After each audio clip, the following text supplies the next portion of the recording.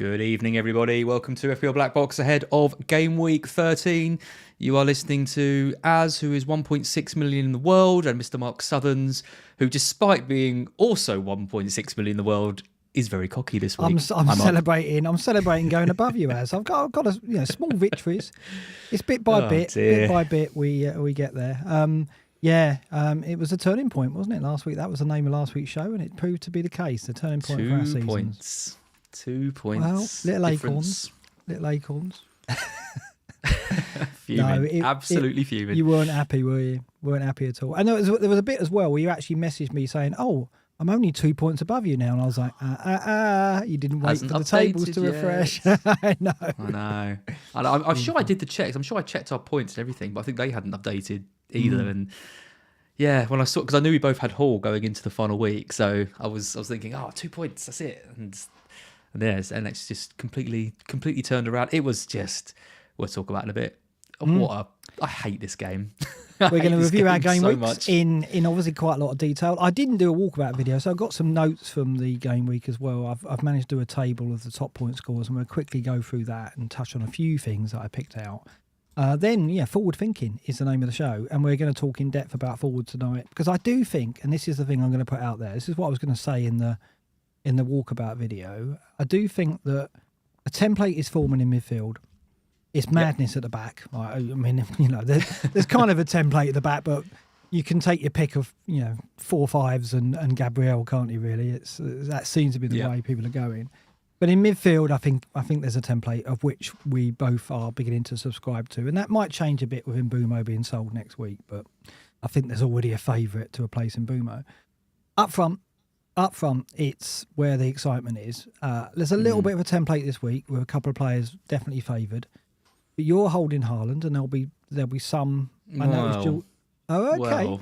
I noticed Jules on the podcast said today he can't bring himself to sell Haaland as well. So there'll be some who don't do that. But I think the up front is where the action is in terms of us moving, using our transfers, moving to fixture and form. That's my theory. What do you think about that? First of all. Yeah, I agree. I think I'm actually really happy with my defence now. I feel like I've got it. I've taken some money out. I've taken Trent out. I've got obviously the double Arsenal defence. I'm actually pretty happy with where that is. It's whether I move towards that midfield template this week or kind of stagger it over the next few weeks. Honestly, I don't really know what I'm doing anymore. I'm so broken by this Haaland. Just, I was so sure he was going to get something against Spurs. And in the first 15 minutes of that game, I thought I was going to be onto something really good. And well, I've got some stats for you. Let's talk about this now, because I've got some stats for you. So he had 9 shot involvements, 7 shots, 2 chances created, 0.98 XGI, which is strong. He's averaging, get this, he's got 2 goals in his last 6 game weeks.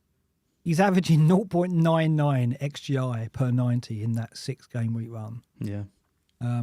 So he should have had a lot more than 2 goals, but that's all he's returned. Now I've had him of that spell, apart from last week. So I've suffered too, but I've decided to get off. But you were absolutely adamant you weren't going to. I had him last week, but I've got off since. But you're still clinging to him. Well, I watched the. Obviously, I did the Hot Ones video with Vels at the weekend, and I was asked that question, and I was like, no, I'm going to stick with him. And then I watched the Champions League game, and I saw Pep afterwards, and just thought, this ain't a healthy team. What do you make of that? It's weird. I've never seen anything like it. I've not known a team like City to go on a run like this. 5 losses and then a defeat, and then a draw, which must feel like a defeat after being 3-0 up at 80 minutes, or whatever. I mean, I can't remember any of the top sides doing that. Like Manchester United, Ferguson at the helm. Your Wengers, your whoever. It's unprecedented, this kind of thing. So what do you make of the whole self-harm thing, which was all a bit odd, and the way he said that? I want to hurt myself. He had to apologise, and I mean, he's obviously not in a good place, is he? It's all very odd. I mean, like if you want flags, there's been several of them, of which that was the latest.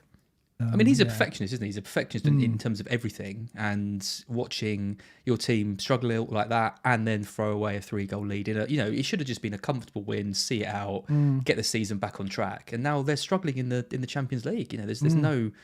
Well, I mean, they'll still, I imagine, get through at least on the playoffs. But you would have thought they'd cruise to an easier set of fixtures and straight through into the knockouts. And to have to go through another qualifier, it's more games, it's more pressure on a depleted squad, more pressure on him. It's not good. It's not good. And just in case saying they're finished, we should say hello to everybody in the chat. We've got 400, bang on 400, as I mentioned that. BB Defender, Ryan O'Brien, FBL Have a Beer. Oh, the guy does the boy. You've seen that? Have you been on that yet? Yeah, okay. I'm going on it in the new year, and Yels was on it recently. And support that channel. It's a new up and coming podcast, and both Yels and Az has been on it. I haven't had my invite yet. Maybe I haven't. I haven't been on it. I haven't been on it yet. Oh, I'm going on it. Okay. He's got a backlog. You haven't had your invite? He's got a back. No. Well, I probably haven't just ignored it because I'm terrible with my DMs, but. I'd love to come on it when I'm not so busy. Well, he's starting with the main face of BlackBox, and then moving on. Yeah, of course he is. Or the power in the power trio, it's Yelena. Basically, he's gone straight to Yelena. Yeah, gone straight to her. I don't blame her. Pip will be next. Chris Tout is there. Kenneth M. Frank Smith. I saw Oscar's in the house. Marissa Mo.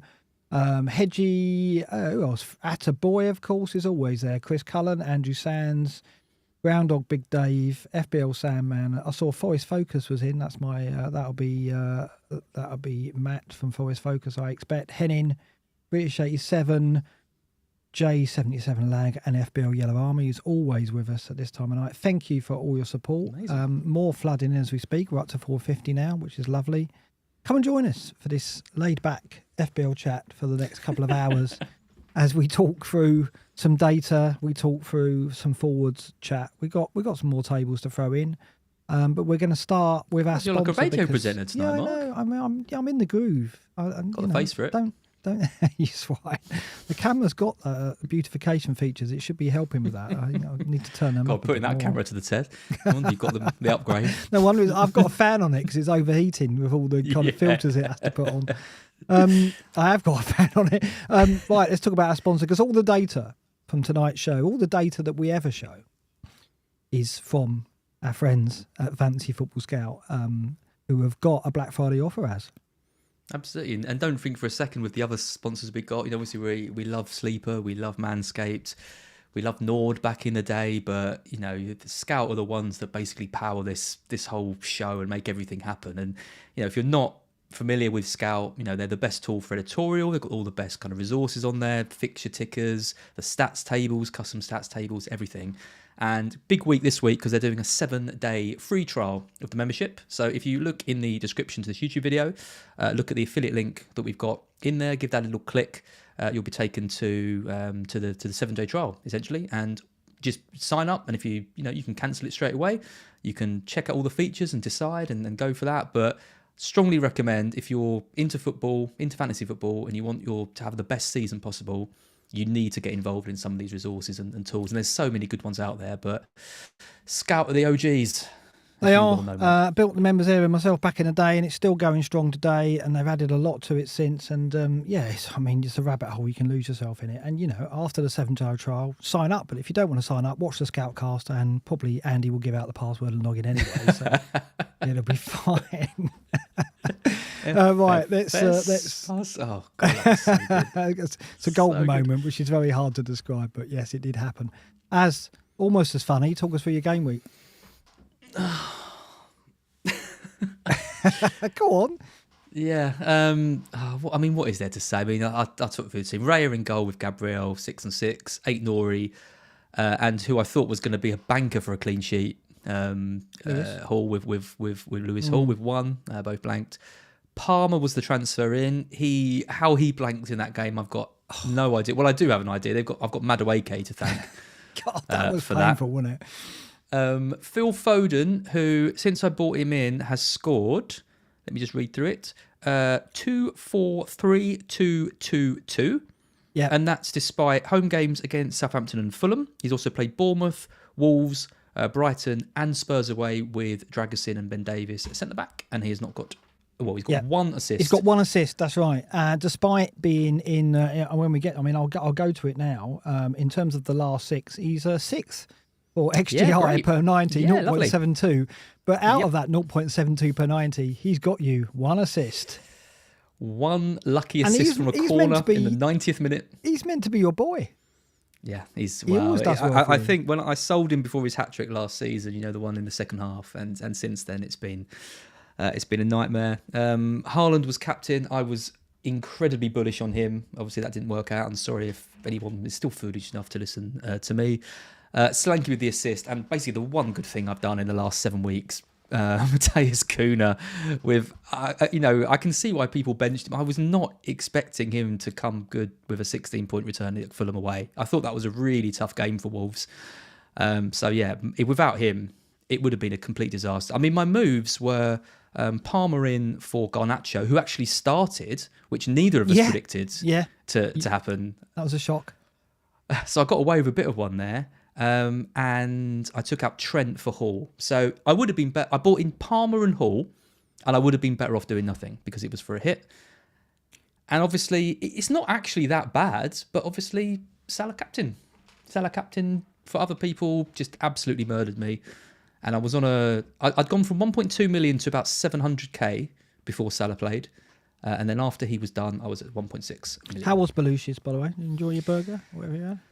No, not really. I was thinking of you. The video wasn't that bad. I thought you were getting more agony, but you looked like you took it quite well. We were there with Yellen's friends. One of them was a Liverpool fan, and that made it tougher. And Yells didn't tell me, but she'd bought in Salah. I thought we were going into that game, as friends. We weren't. No. She filmed herself on camera before going in, saying she was going to do that. Yeah, didn't tell me. So that's lovely. It was pain. And do you know what? I thought I was getting away with it. That's the worst part. It got to like 65 minutes, and I thought, do you know what? I'm going to get away with it. And then there's just that long ball over the top, and McCarthy goes, I don't really know what I'm doing. And, great finish from Salah. And the penalty was just pain. That was more painful than the Hot Ones challenge. I refer the Honourable Gentleman to the fact we were on the FPL show, and I actually made a point of saying, you've got to captain Salah because Southampton have made more errors than any other defence, and more errors leading to goals than any other defence. And what happened? And then people were on there going, Salah was gifted the goals. Yes, because they made errors, which was also a data point which you could have looked at. And with McCarthy, I mean, he looked like an outfield player in goal, except he wasn't an outfield player because he couldn't really kick it. So it's a bit like the whole Matt Turner situation. I mean, he's a good shot stopper, but he's not confident with the ball at his feet. Yeah, that's why he's never really been like a first choice for a team, as he's kind of flicked around. I mean, the really frustrating thing is that, you look at my 3 heavy hitters here, you look at Foden, Palmer and Haaland, and if any of them had got a return, I'd have been all right. I'd only have been like 5 or 6 points off what a lot of people got because of Cunha. If Haaland got a goal, I'd have caught up to a lot of the Haaland people. Obviously, no one's got Foden because they don't love pain as much as I do. And actually, at our ranks, Palmer is a bit more of a differential. I think it's about 50-60% owned. So any of those come in, and I don't look. I haven't got so much egg on my face, but none of them did, and it was a disaster. So there we go. Jan has been quick to defend herself and say that you told me to stick with Haaland and Brennan. I knew you wanted to sabotage me. This is the way the relationship goes in your house. I did say that. It's almost toxic, I would say, in FPL terms. FPL is a very toxic game, and when you've got 2 people in the house that play it, it's never good. I know, how has Sam and Lee survived all this time? It's a miracle, but that's the template to follow. Speaking of toxic, Mr. Southerns, you have got a lot of explaining to do about your team. Why? What do you mean? Why? Oh, I'm on the FPL show. Oh, I'm going to buy Luca Dean I'm going to buy Luca Dean. What do you make of me buying Luca Dean? Don't buy Luca Dean. You come on BlackBox. Oh, I've got a -4 plan. I'm going to get Isak in for Stuart. It's going to be really clever. And then what do you do? Tell the viewers what you did in the end. Yeah, I changed my mind. I changed my mind Friday night. I mean, an hour after we finished BlackBox, you were like, I'm going to do something completely different. Yeah, because I basically thought, no, I need to move to Palmer this week because otherwise I'm going to have to take the hit next week anyway to get him in for the Villa game. Because I looked at him and thought, I won't have Haaland. I don't necessarily want to captain Salah going into the home game with City, although now, after watching the last couple of games, I've changed my mind maybe. So I thought if I don't move to Palmer this week, I've got to take a hit next week, and he's playing Leicester. So why don't I just take the hit this week and get him now? So that was my logic. The other logic was Brennan. I thought, I don't know. I was lucky there. He got benched, but then he scored. Yeah, I didn't know. Lucky, I didn't know he was lucky. Yeah, but yeah. I would have. Dean and Johnson both get benched. It's just the way it is. You've taken one. I couldn't believe the Dean are benching. I'm not a cartel conspiracist, but this is outrageous. It's unbelievable when Dina got benched. I was like, what? I couldn't figure out. Apparently, he was fit enough, only fit enough for the bench. Oh, what a shame. I've just told everyone to buy him. Oh, dear. I didn't know. And basically, I went online at 10 o'clock in the morning to go, I've changed my mind. This is what I'm doing. I posted that on Twitter because I knew if I didn't do that, people would be angry. So I thought, I've got to get it out there angry anyway. now. Well, I knew you would be anyway. Yeah. But this is what you've got to do, though. It's bad, isn't it? Like, I'm sitting there thinking, oh, I changed my mind on my transfer, so I better tell the world that I've changed my mind, because otherwise I'm going to be accused of cheating. That's what it's come to, isn't it? And I just wish. Pretty bad you have to do that. Yeah, I just wish you'd bought in Dean, because that would have been so funny. Like after all the talk, I'm just like, I know the stats are good, I know the fixtures are good, but it's Luca Dean, and there will have been people that bought him in, and. Delia, don't fuel the fire, Delia. Get what you're doing. Yeah, I mean. I mean, he played well last night. He was straight back in the team. I don't think he's dropped. I think that it was, I guess, with the European time mind and international duty, I guess. And Matson had a stinker, though, didn't he? So there's no question Dean is still first choice. But I was very fortunate. You'd be better buy him then. But having said I was very fortunate, Brennan scored. Porro, who you sat here last week going, oh, why have we all got Porro? Why are we bothering with Porro? He never gets any. Bang, 14-pointer. Thanks very much, Az. You massively disagreed with me, didn't you, at the time as well? You said, oh, he's a must-keep. Well, I tell you what, I want him back now. And the only consolation is, hand on heart, I would not have played Porro. I would have played Lewis ahead of him. So how agonising would that have been to see Lewis? I can't believe he's Lewis with the 0-pointer. Yeah. Anyway, I need to go through my team. Flecken, 9 points. Yes. Flecken with the return, 9 points. Beautiful. Hall, 1 point. Gabriel, 6. Davis, 2. Davis was my transfer in as well as Hall. Davis was unlucky. Should have got an assist because Delap missed a sitter. Did you see that? Yeah, welcome to owning Davis. This happened. I've owned him for ages. This you always don't even happens. play him. You don't even put the boy on the pitch. So you can't complain that he doesn't do anything for you. Mbumo, 3. Palmer, 2. Some fella called Salah, who looks to be quite handy, 26 as my captain. 1 from Semenyo, who's now suspended. Rogers, 2. Haaland, 2, who's washed, and Solanke, 5 with the assist. My bench was a bunch full of zeros. Vladimirson, Lewis, Greaves and Stewart, all with 0 points, because 3 of them haven't turned up. But Lewis got nothing. Flecken, very handy indeed, that was. Deservedly so. I mean, it's funny, the minute that Brentford went down to 10 men, I was like, that's actually more likely to be a clean sheet now, because Brentford will do what they did at Fulham, which was pretty dour, wasn't it? They just didn't bother going forward at all and hardly let Fulham have any chances until the final 3 or 4 minutes when they lost the game. But Everton don't have that firepower. Everton have Calvert-Lewin up top. 27 shots Everton had in that game. Yeah, he only made 5 saves, I think. So 27 shots though, and they only had just over 1 XG. So I'm not saying it was massively undeserved, but how a team can have 27 shots and they're not even good ones. No. Yeah, it's true. And 4 clean sheets in 6 for Everton, but we're not going to get on them because of the fixtures.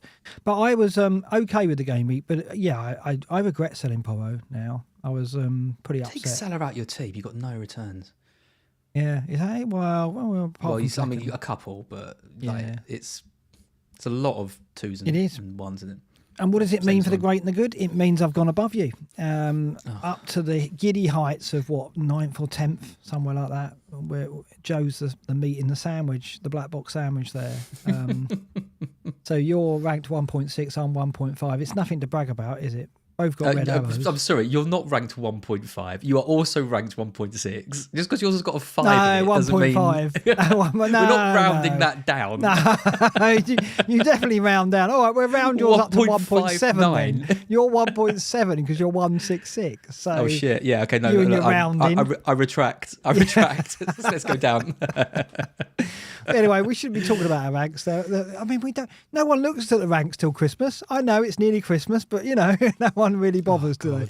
But yes, it's not good. But, only what 5 red arrows in the gate in the good league, and we've 2 of them. So after Southampton, I was pretty much level on points with Praz, and he obviously did the Salah in move and bought Kuna in early, and I obviously went in a different direction, and now look at it, it's like nearly 90 points different. Don't worry, It's fine. We can catch up. Okay. It's plenty of time, and this season's a volatile one, as I keep saying. So. Thanks, Mark. And it's good fun, the fact that we're 2 points apart. Is it fun? Yeah, are we having fun? Yeah, it's like, imagine eating chicken wings with levels of hotness to your sauce. That's fun. Imagine doing that. You don't have to imagine. That was bad. It was fun for me. I enjoyed watching that. If you haven't watched the Hot Ones video that Az did with Yelena, do dig that one out. It's definitely The worth Bomb a look. is, if you ever watched Hot Ones, like the actual version, then you see them on doing The Bomb, it is worse than you could imagine. You look like a tear gas victim after about number 5, I would say. Yeah. Whereas Yelena held it together until The Bomb. Then she did collapse rather remarkably after that. But yeah, go and work that out. Yes, right. This is the game week review. So this is something new I thought I'd throw in, because every week now I'm tracking kind of like the points and what makes up those points. And these are the top scores. And it gives you a chance to talk about your friend Maddison. A birthday brace, 5 in 8 games, 2 shots, 2 chances created. He was unquestionably the best player on the pitch, I would say, at the Etihad. But only had 2 touches in the box and those 2 shots. Unbelievable. So, yeah, what do you make of him? Not an asset, is he, we want to go for? I think he's one of my favourite players, but I do appreciate he's very hot and cold. And it seemed like Postecoglou had found the system that he preferred, with Kulusevski playing in that kind of central role, a bit more balance in midfield. And then he shifted Kulusevski out wide, obviously, and brought Maddison in because he just felt that City have no midfield, and he obviously thought they could boss it with one less kind of there, and they did. They were unbelievable. And Rico Lewis and Gundogan is just so lightweight, isn't it? It's just getting absolutely played through at every opportunity. So it was brilliant from Ange. I just wonder what that means for Brennan Johnson going forward, because if he keeps Maddison there, he's not going to drop Kulusevski the way Kulusevski's playing. But he can drop one of Basuma or Sarr. It'll be Basuma, and he can play Kulusevski and Maddison with one behind, which is what he can do at home. But I think the reason he played Kulusevski out there is the level of control he gave them as well. Like when the ball went out there, Kulusevski keeps the ball. Brennan's a runner. Brennan wants the ball to feet and take a man on. Kulusevski doesn't. He can do that, but he's better at retaining the ball and he's better at passing. Let's face it, Kulusevski probably, if you're listing the top 10 players this season so far, I think he's got to be in it. I think he's been outstanding. I think top season. 3. Yeah, he's been really good. He's been unbelievable, absolutely unbelievable. But I do think, given how Kulusevski started the season and given that performance from Maddison, I think if you have still got Brennan, he's gone from arguably the most secure star tonight in that Spurs team. Yeah, tricky one. I think he's a gamble though, isn't it? If he doesn't start again, you probably give him another week. But if he doesn't start against Fulham, then you're probably gonna have to ship him. I think he will. I think he'll go to playing Kulusevski and Maddison in the 10s because he thinks against Fulham he can do that. But the thing is, we've also seen him change it at half-time when he feels the midfield's overrun and put a Bentancur or Basuma on. Obviously, Bentancur's out for a long time. So I think Johnson will start at the weekend. But like you say, it's not certain, is it? Yeah. So, yeah, it's not an option, though, is he? He's an annoying player because he's not really an option for us, Maddison, but he also makes other players less good options. Yeah, he's a disruptor. Disruptor. But I tell you who it is good news for. Our mate Solanke. Because I think if you're picking a Spurs attacker now, I think he's the only one I'd be comfortable going with. I think you're right, and the Spurs attack is still very much at the top of the this is the season table, 2.02 XG non-penalty per 90. And if we look at the last 6, they're top as well, 1.75. In fact, they're not, because I haven't sorted that correctly. They're not. Man City are top, 2.01. They're actually third on 1.75. I haven't done the sorting. That's the first thing that's gone wrong today. You messing up a team's data table. It's not Yeah, it's like crazy. The data's right. It's just I haven't sorted it correctly. You've got to get that guy back comments. Oh, it's just the third time. But Solanke, you're right. He's turned. I mean, it's funny. I mean, I look at review quite a lot and look at what the wild card would look like if you ran it today, and I do that every week. I look at what they recommend for a wild card, and Solanke's in all of them. He's in all the solves that they throw at you. Yeah. So for the very reason that we've said, that Spurs attack is strong, and he's probably now, unless you can shell out for Son, which you're probably not going to do with the midfielders that we've got on available to us, he's the option to go for. So when we're looking at forwards later, perhaps that's one slot gone. Anyone else you want to pick out here? Porro we've talked about already. Kuna we've talked about already. Salah. Saka, incredible. Again, I was very, very impressed. Obviously, Arsenal put Forest to the sword, but he's got 6 returns in his last 6, 3 goals, 3 assists. Now, what's interesting about Saka as well, Salah's got a 67% goal involvement for Liverpool this season, which is strong. We didn't expect that. We didn't expect him to be hogging the points quite as much as he has done, because we thought that Diaz, we thought that Nunez, we thought that Jota, we thought that Gakpo would perhaps take bits off him. But in fact, it's been the opposite. He's been more dominant this season than he's ever been before so far. Saka has got a 60% goal involvement. And I think it's similar. I didn't really expect him to be as pivotal in terms of contribution as he has been, but that's clearly been the case. Odegaard is back now, and I think what I saw in that game was a very different Arsenal. And then we saw last night against Sporting, they look like a machine now, I think. What do you think on Saka? Must own. You think? Got to get him. Got to get him. I saw the West Ham, the Forest game, and he was just, him and Odegaard just lit up the pitch. And then Sporting, I mean, are a good side. I know obviously they've lost Amorim, but they're still a good side, and they made them look amateur. It was like amateur hour in there. And you look at the fixtures Arsenal have got. I mean, I've already moved for Saka. I moved for him Saturday night. I had the money to do Foden to Saka, exact funds, done. So if I am getting Salah in, it's going to be for a -8, which we're going to talk about kind of towards the end of the stream, because it'd be good to get your thoughts on it. But yeah, I mean, it's really interesting with, like, I always compare like Saka and Palmer together, because like Salah and Haaland are like in a kind of like league of their own, and then you've got the 10, 11-ish million assets in Saka and Palmer. I mean, where would you go if you could only have one of them? Because a lot of people are getting cold feet with Palmer at the moment. I see him, talking about maybe a deeper role that he's playing in, the form of Jackson. Maybe you can go for him elsewhere. I don't think the Saka-Havertz argument has any weight to it, or not as much weight to it as the Palmer and Jackson argument. So yeah, who would you go for if you had to bring in one? Well, we have to bring the fixtures up, and we find, Chelsea are top of the long view ticker. So this is 12 game weeks. They've both got Arsenal very strong as well. So fixtures are there. Up to game week 20, if we're looking more short term, I say game week 20 because that's where you can get the second wild card. It's through to the new year as well. I don't think you can not have Palmer myself. I get what you're saying. I mean, if we look at the data over the last 6, let's bring that up. Let's bring midfielders' last 6 up. So we've got Palmer there in 13th for XGI non-penalty per 90, 0.57. So he has drifted down, but Saka's further down, 0.52. But in terms of returns, Saka's got 6 returns in 5 starts. Palmer just to 2 returns in the 6 starts. And Palmer's only in the top 10 here for one metric, which is shots per 90, 3.33. Whereas you look at Saka, he's in the top 10 for touches in the box, for shots per 90, and for shots in the box per 90, and he beats Palmer in all those departments. So I agree with you. I'd want both. If I had to choose, oh dear, it's tough. Isn't it? Because you've got alternatives in both cases. In that you've got Havertz and you've got Jackson.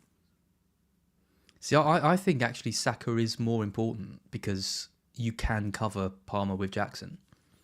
I don't think there's going to be as much between Jackson and Palmer as there will be between Havertz and Saka. I think I still favour Palmer.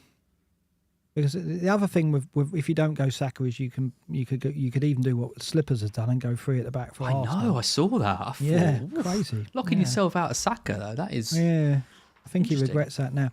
It is a really tough question to answer. I think that I would still give Palmer time. I still think with those fixtures, I think I'm not worried about his role.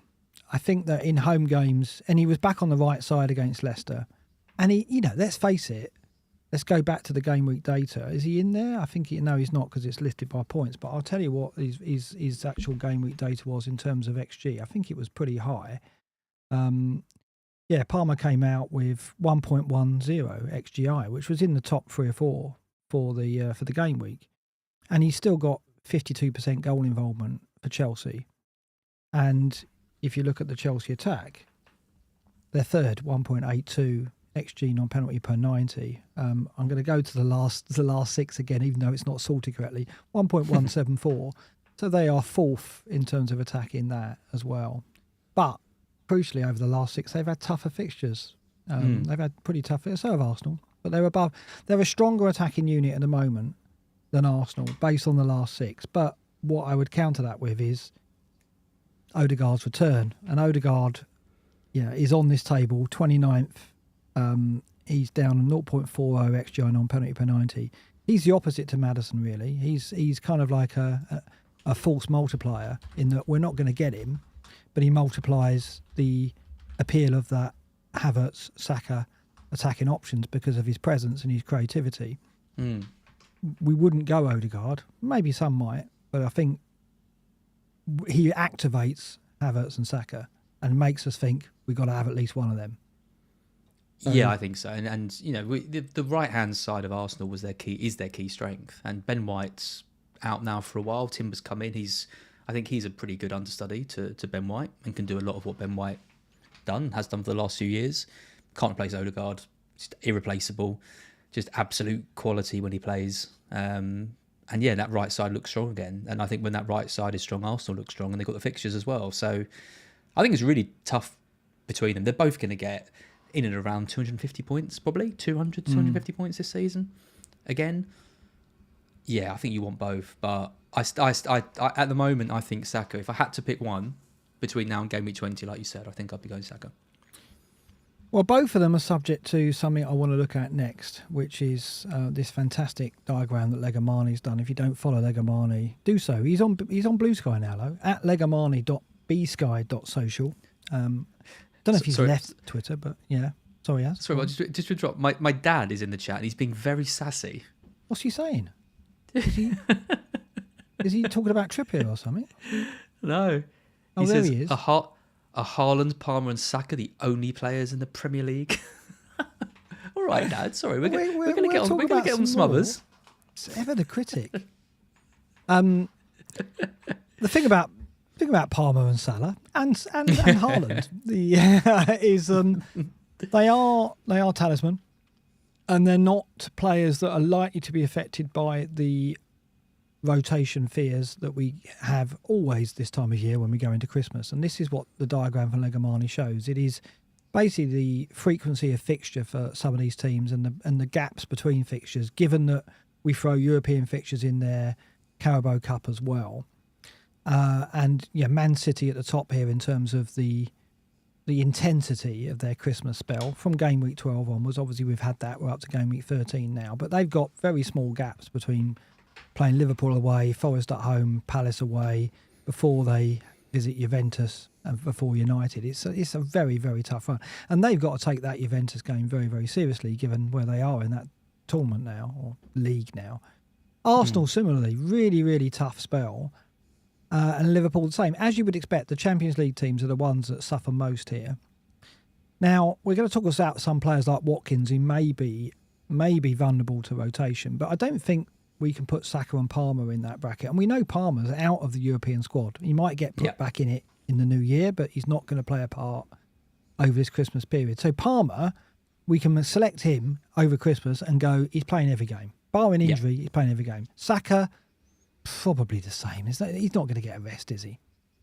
We've seen that he doesn't, and we've seen that he even gets brought on in meaningless Champions League games when they're like 3-0 up, and he was, he came on and played 20 minutes or whatever it was. There's no way if he's fit and available, he's no way he's getting a rest. Yeah, no way. But as I said, if you look at the likes of Villa and Spurs here, I look at Villa and think we're going to look at Watkins later, and he is in our table when we consider forwards. And I was looking at the fixture ticker thinking, you know what, move into Watkins ahead of Brentford, Southampton at home. That could be a really nice idea. Then you move off Watkins onto maybe someone like Isak. But then I looked at this and thought, hold on a minute. They're going to go to Chelsea. 3 days later, they're going to go Brentford at home. And then 3 days after that, Southampton. You know, then it's a European game.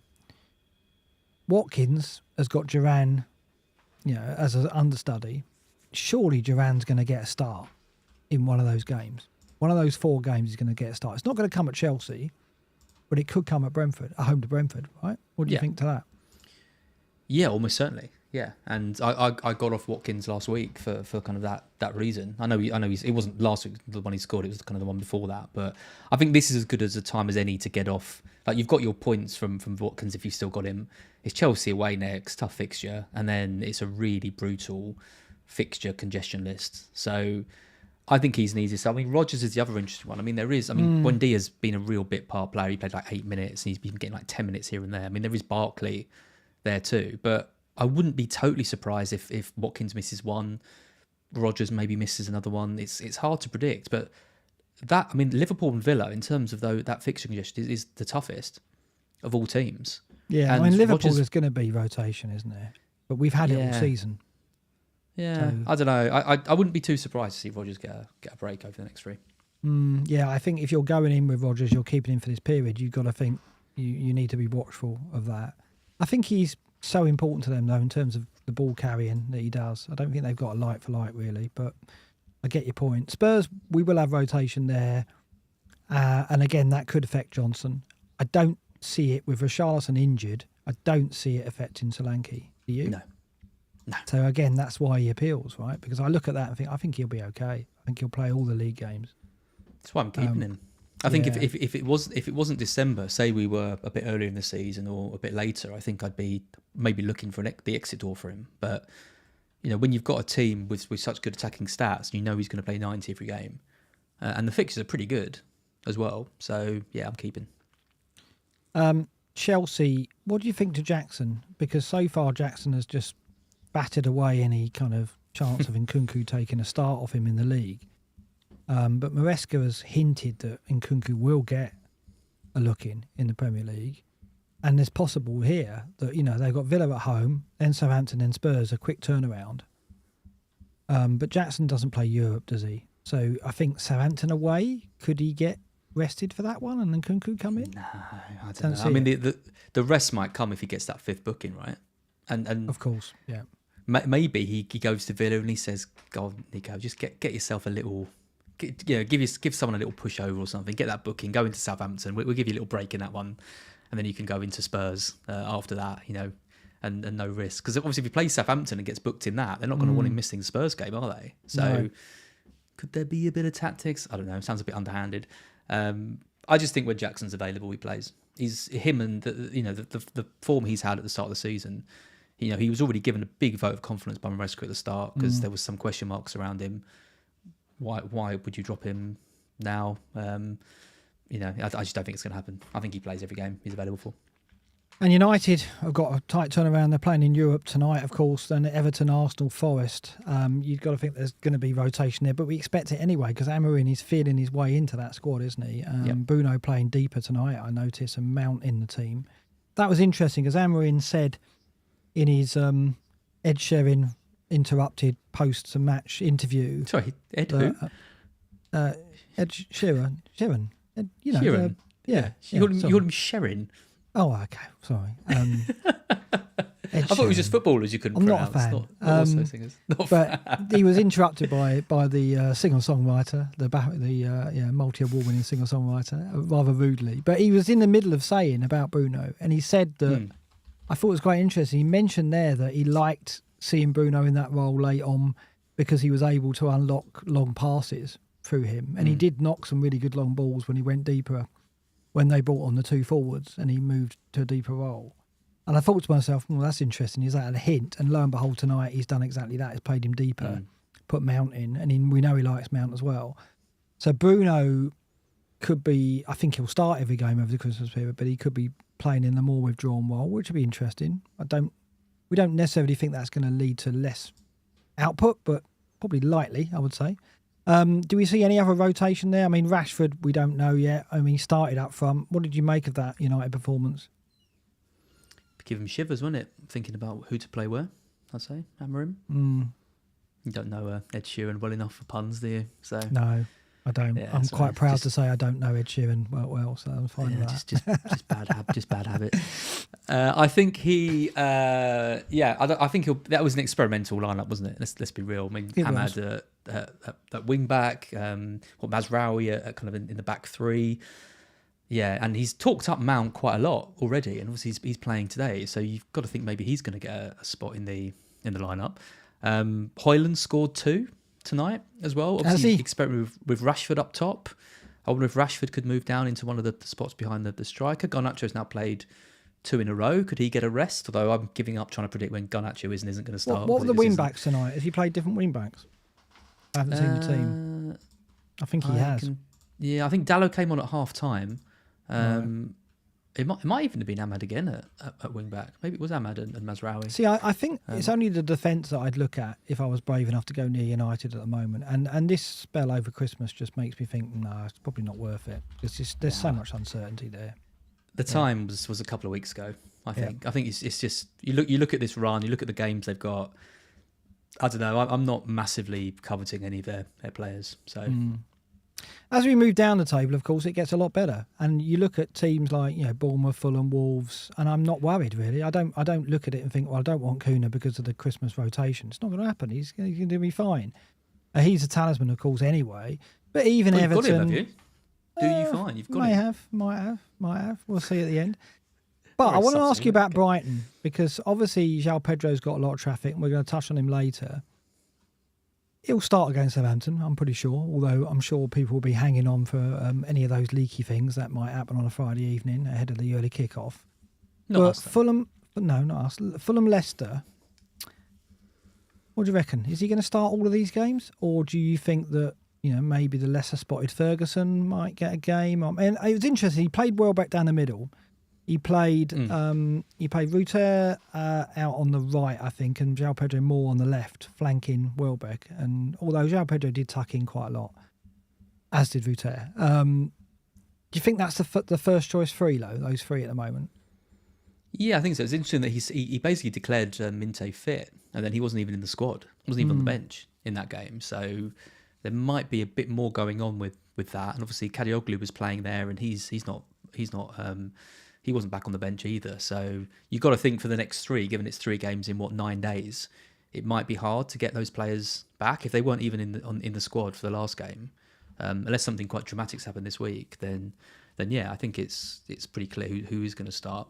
I did an article for Sportscasting on Brighton. I think Pedro starts all 3.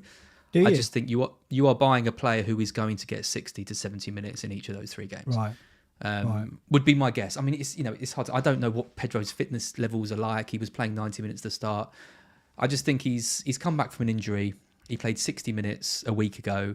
He's got 3 games. He's not going to play 90 in 3 games. There's just no way he is. So he either misses like the middle fixture, but I think he's too important to miss.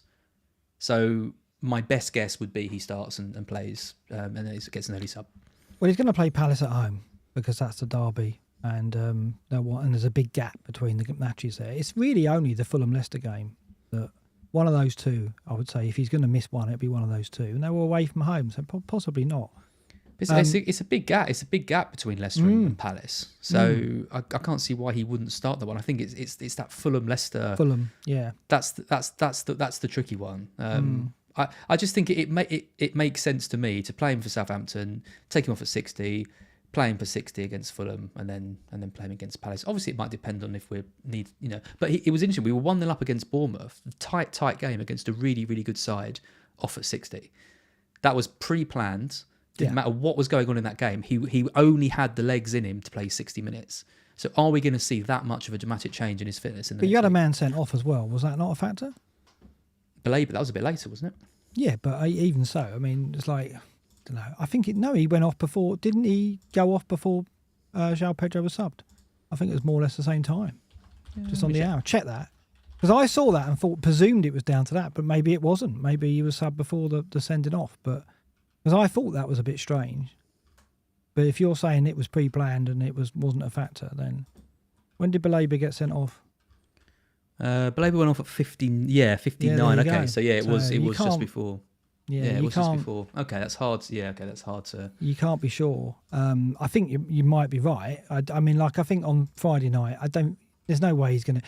I saw a post tonight, FPL Instinctive, saying I don't see him as a captain because he's probably only going to get 70, 75 most at X-Mins, and that's probably right. 70 is probably what he gets.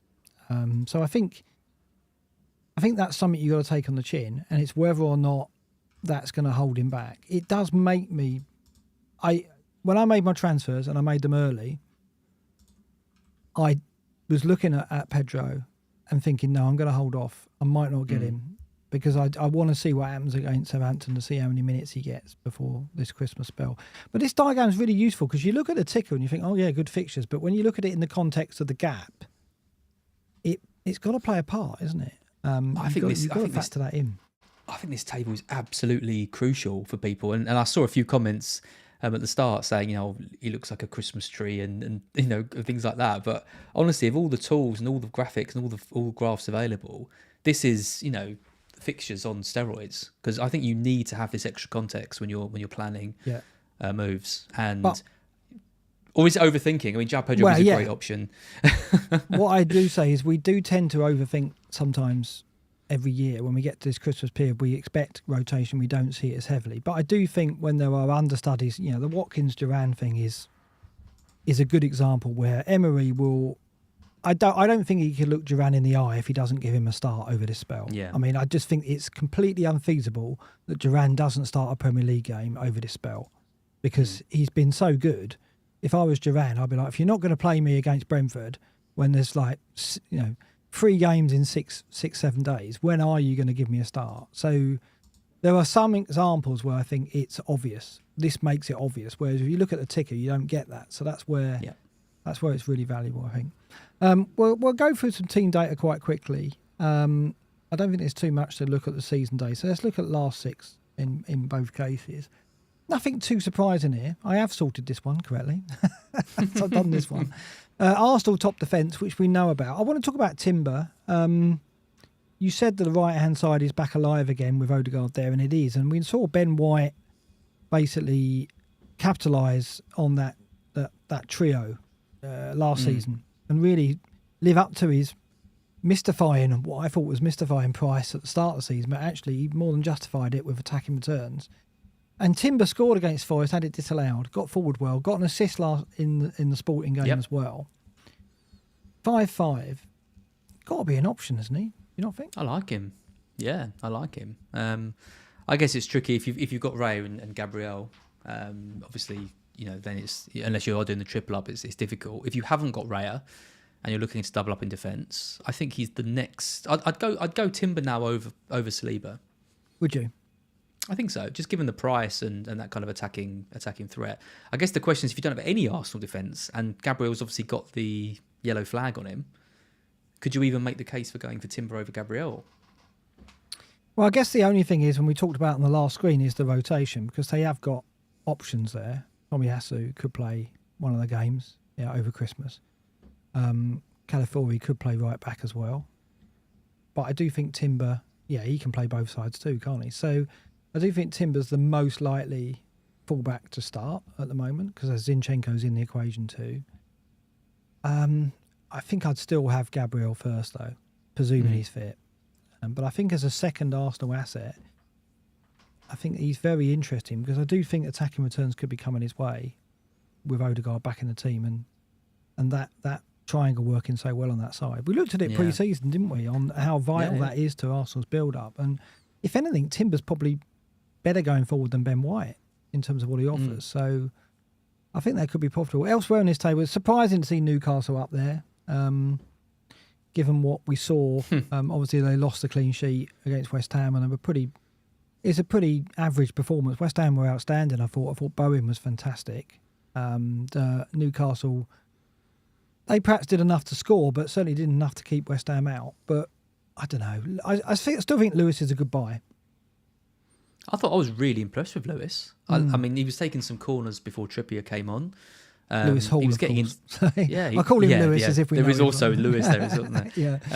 But I thought the runs he was making was a player full of confidence. He was getting into the penalty area quite a bit as well. Wasn't always getting fouled, but then did have a shot in the area as well.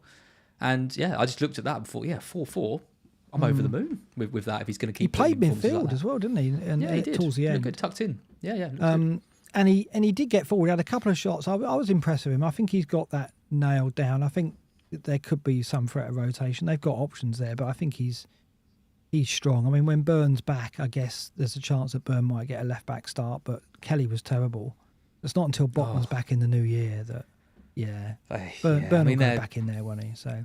Yeah, they're missing Botman massively, and Kelly is a massive downgrade on that. I thought, in the first 15, 20 minutes again, I thought Newcastle were going to win that game 3-0. Like, nice, comfortable. So many people bought in Isak, home fixture against West Ham, Monday night. It all looked prime for a big haul.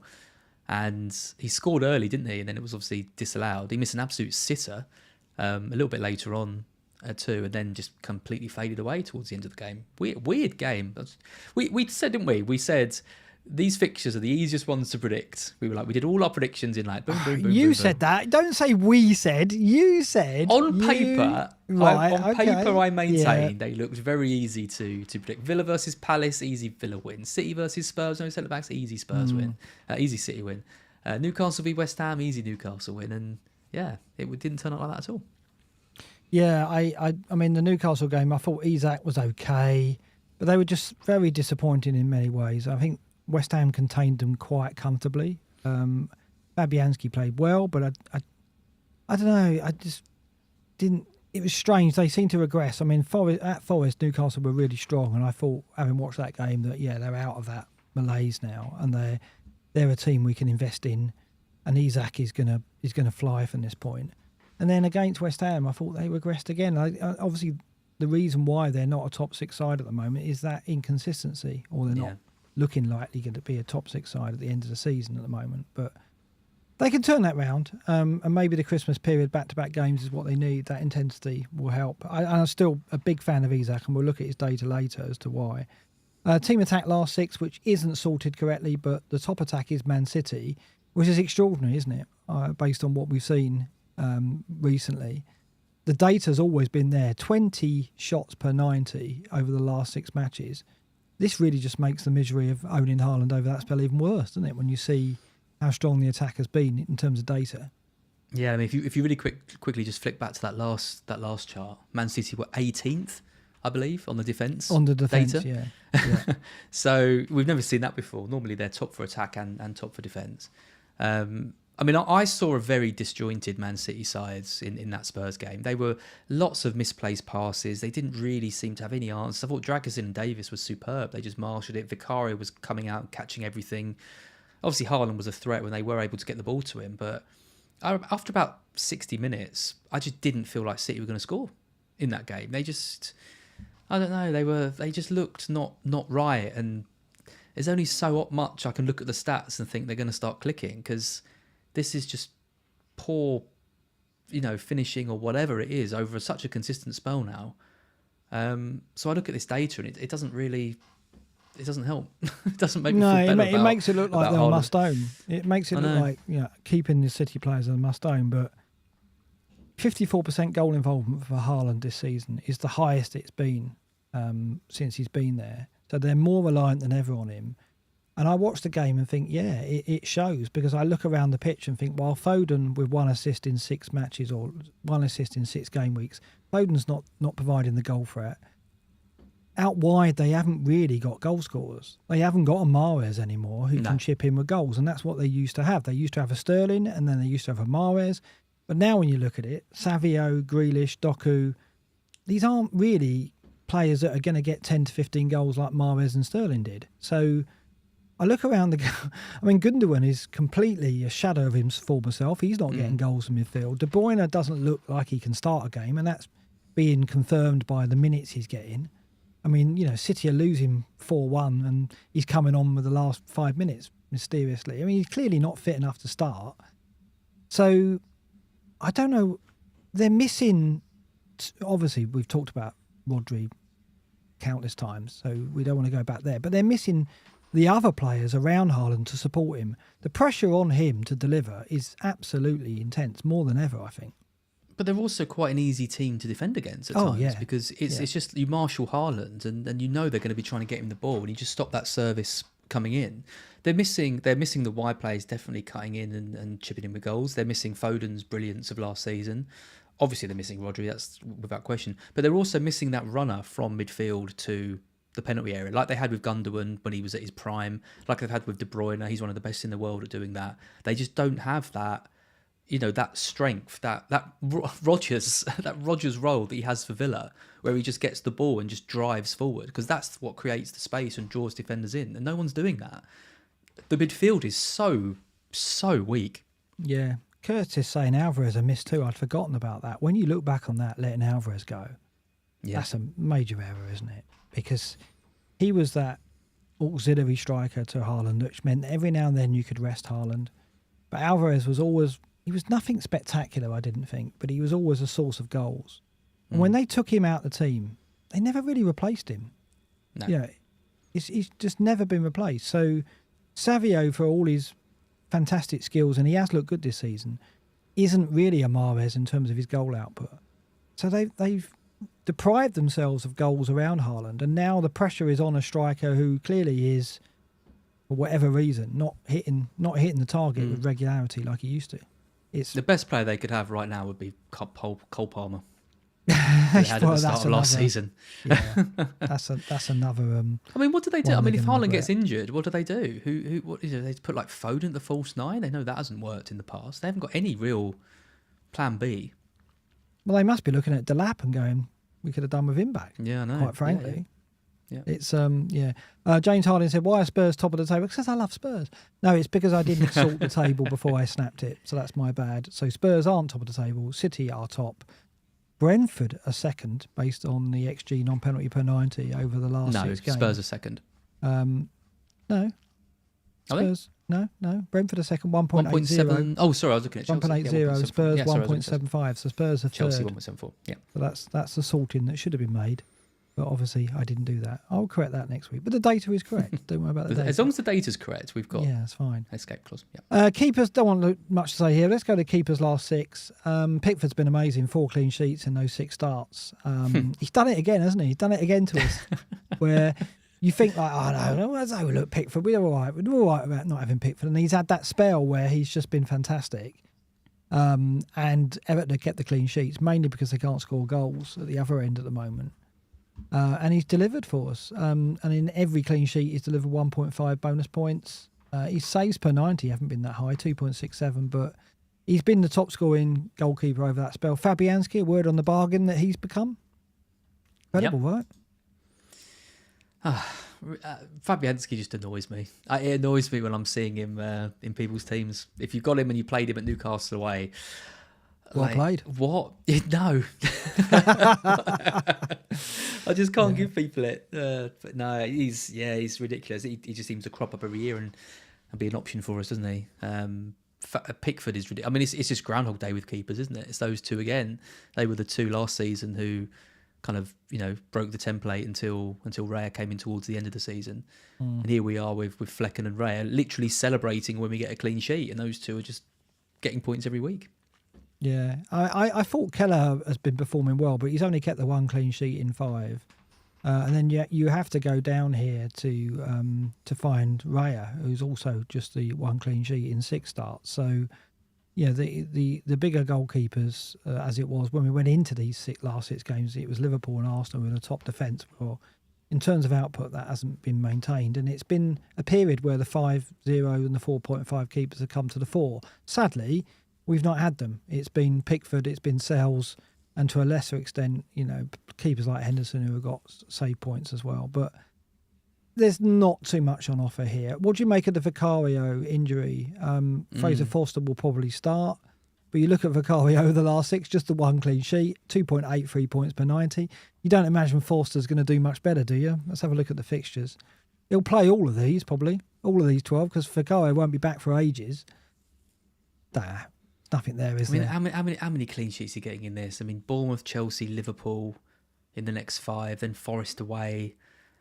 I would just pay the extra 0.2 and get in Verbruggen, who's got Southampton, Leicester, Palace, West Ham, Brentford. Like, there's a couple of clean sheets in there. I'd love it to be a thing. When Vicario got an injury, there were some excited tweets going, Fraser Forster, 4.3. And I was like, yeah, but it's still Spurs and the fixtures are bad. And let's face it, Forster is not Vicario as well. I always think he struggles getting down low. You know, there's that cliche about big keepers. Yeah. If you shoot low, he really struggles. I think that is a thing with Fraser Forster. I think he is a good shot stopper elsewhere, but you hit it low towards his feet and he struggles, I think. So he was a mainstay for us, wasn't he? Seasons ago when he was at Southampton. Mm. Like the Tadic, Pella years. Yeah. Year?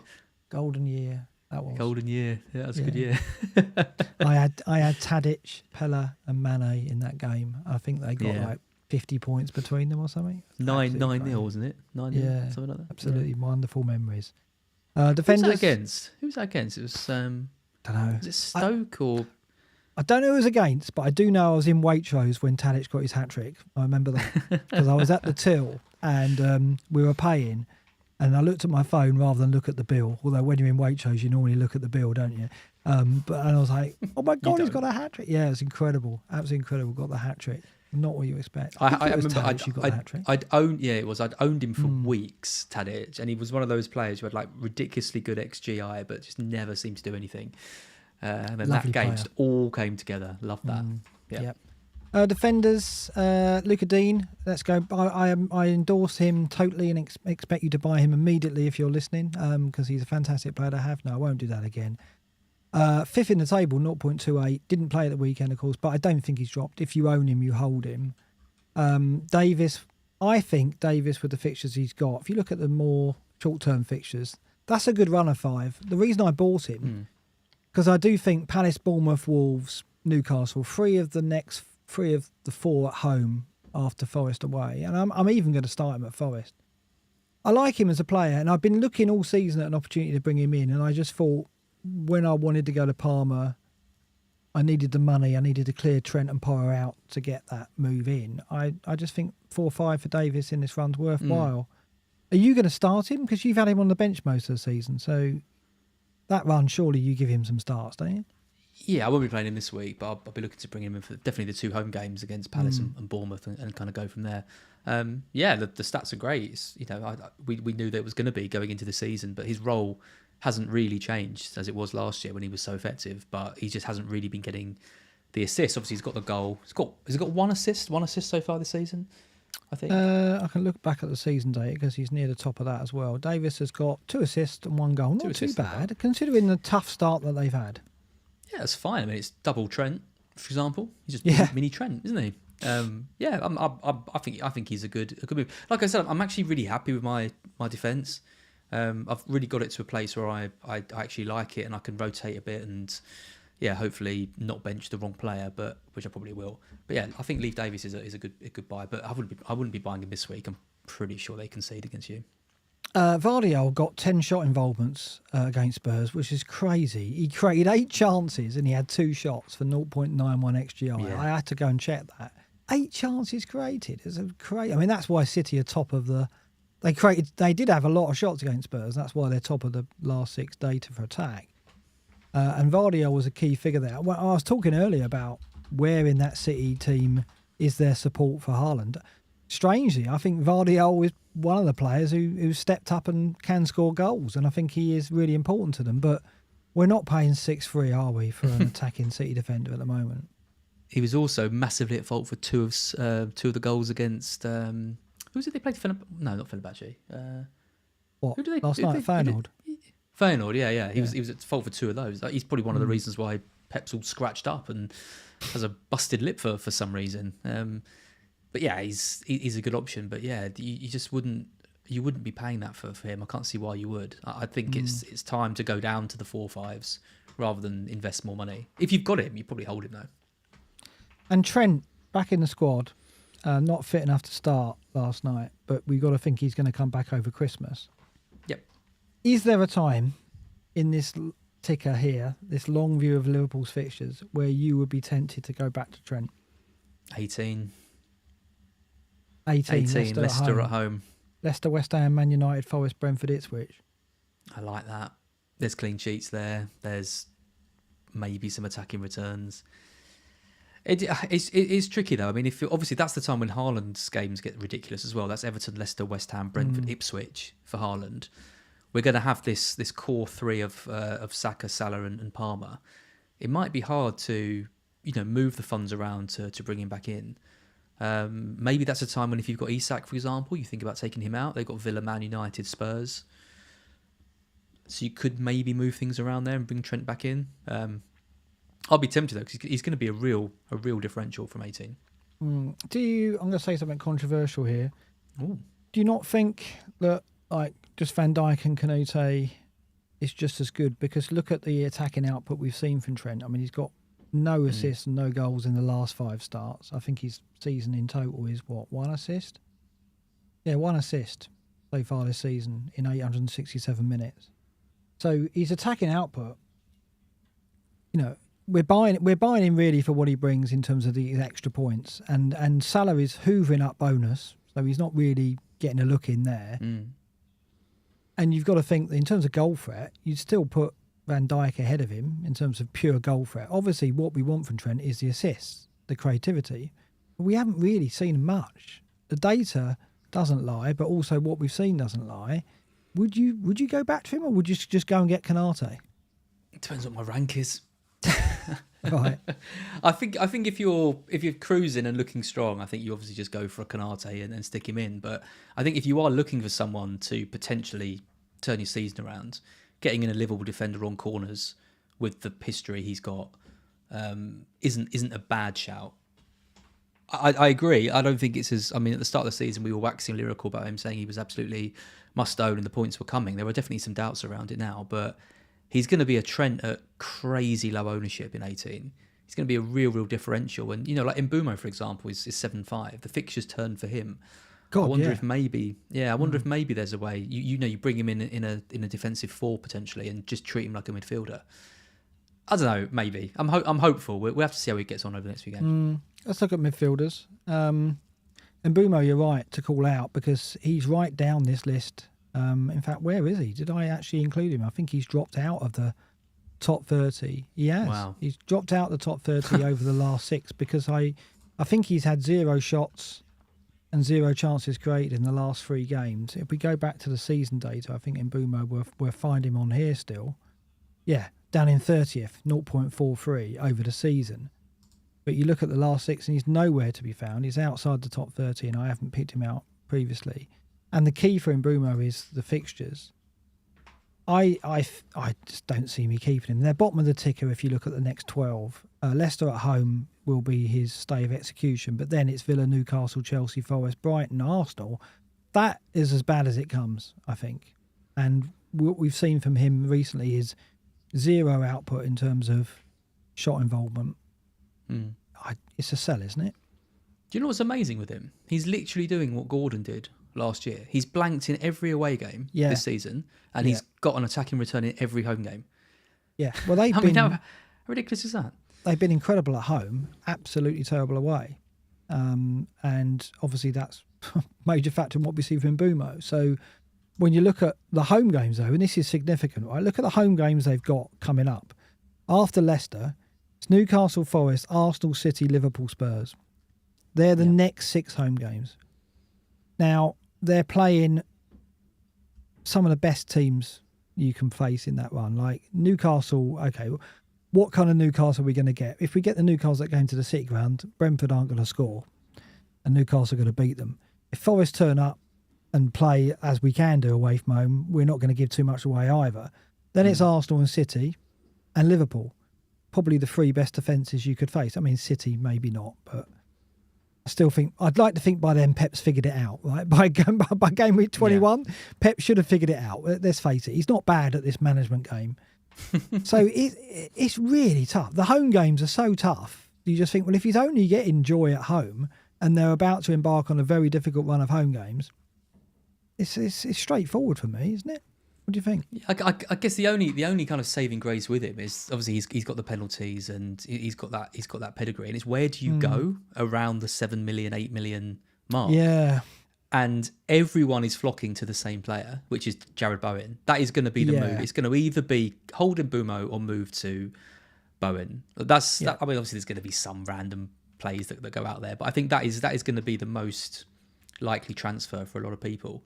And when you look at this midfield list that we've got on the screen here, there isn't just anyone really that massively stands out to me. You could go for Matoma, for example, but I think Bowen is I was going to ask about Matoma. What do you think? Yeah, he's fine. He's a great player, and I love him. Obviously, he's scored a great goal from a great pass, but I it's not many attacking returns for him this season, and I don't know. I don't really feel like he's an amazing FPL asset, even though he brings so much to the Brighton team. Whereas I think Bowen is everything. He is West Ham's everything, So if you're looking between the two, I think it's quite an easy choice to go for Bowen, given the fixtures are relatively the same. Greg says it's got to be Bowen. I mean, the only thing is you're not necessarily getting the penalties because they've got Paqueta in there who probably will take them. Yeah. And he played better at Newcastle. I mean, Paqueta's had a very poor season, but he looks like he's redeemed himself. Bowen's in this table is 31st, 0.39. Over the season, does Bowen feature at all? Yeah, 51st, 0.34. So he's not, in terms of data, he's nowhere near the top players as he was last season. But I've got to say, eye test against Newcastle, I thought he was head and shoulders the best player on the pitch. He's outstanding. I think everything he did was he protected the ball well. He put it at risk when he needed to. He just looked comfortable with the ball. He making great runs, and he really led by example. I thought he was and I was sceptical about Bowen replacing Boom until I saw that, and then I thought, oh yeah, he looks like he's fully activated and on it again. And yeah, West Ham, let's have a look at the fixtures over Christmas. I don't think it's too bad. Once they face Arsenal this weekend, Leicester, Wolves, Bournemouth, Brighton, Southampton, that's a good run of 5. That's what you're looking at. Bowen's not going to get rotated. It's just Lopetegui, isn't it? I just still don't really like that fit with West Ham, and was that Newcastle one a blip? I mean, if they go to Arsenal and get spanked 4-0, oh, they're at home. Sorry, if they're at home, they get spanked by Arsenal 4-0. That might temper a little bit of investment in them, but I think I'll probably do it, and I think a lot of it depends on whether I take this -8 that I'm debating this week. If I do it, then that kind of frees me up to move Mbumo out, whereas if I don't, I'm going to still be playing catch up to move other players around. So.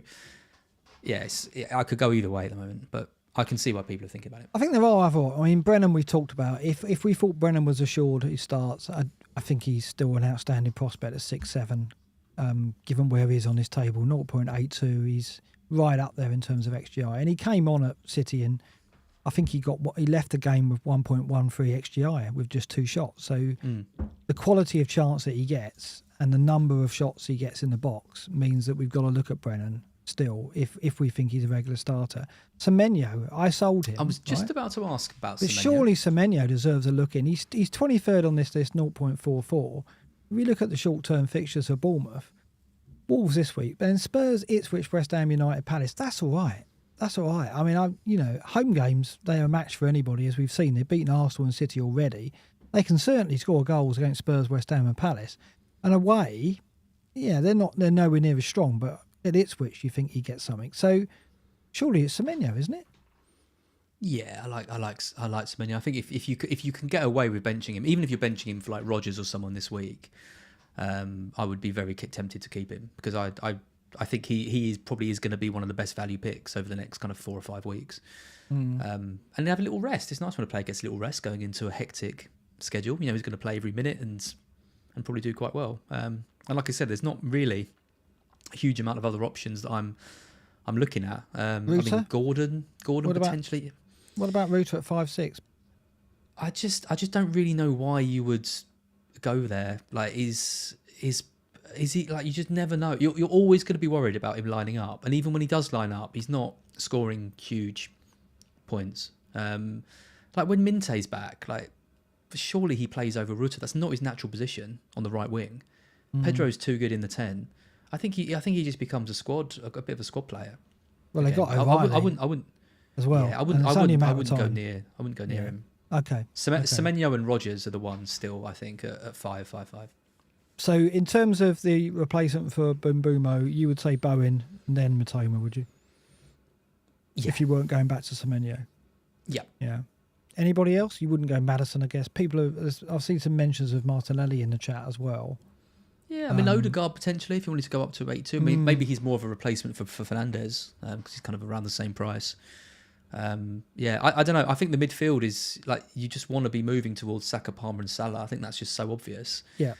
And then to accommodate that, you need to have a couple of 5 million. So that's when your Semenyo and your Rodgers comes in. And I think that's really good. I think that's a really good team. If you've got a bit more team value, maybe you go Mitoma over Semenyo, I mean, but that's probably about it. I think you're right. I mean, Semenyo for me doesn't get rotated for Bournemouth. He is as close as they've got to a talisman, I think. Evan Nilsson could be an option up top. The fixtures are good, and he's been absolutely prolific with his shooting in terms of volume. Kudos beats him shot per 90, but only just because of the lack of minutes. Saka actually beats him 4.01 shots per 90 over the last 6. Semenyo on 4.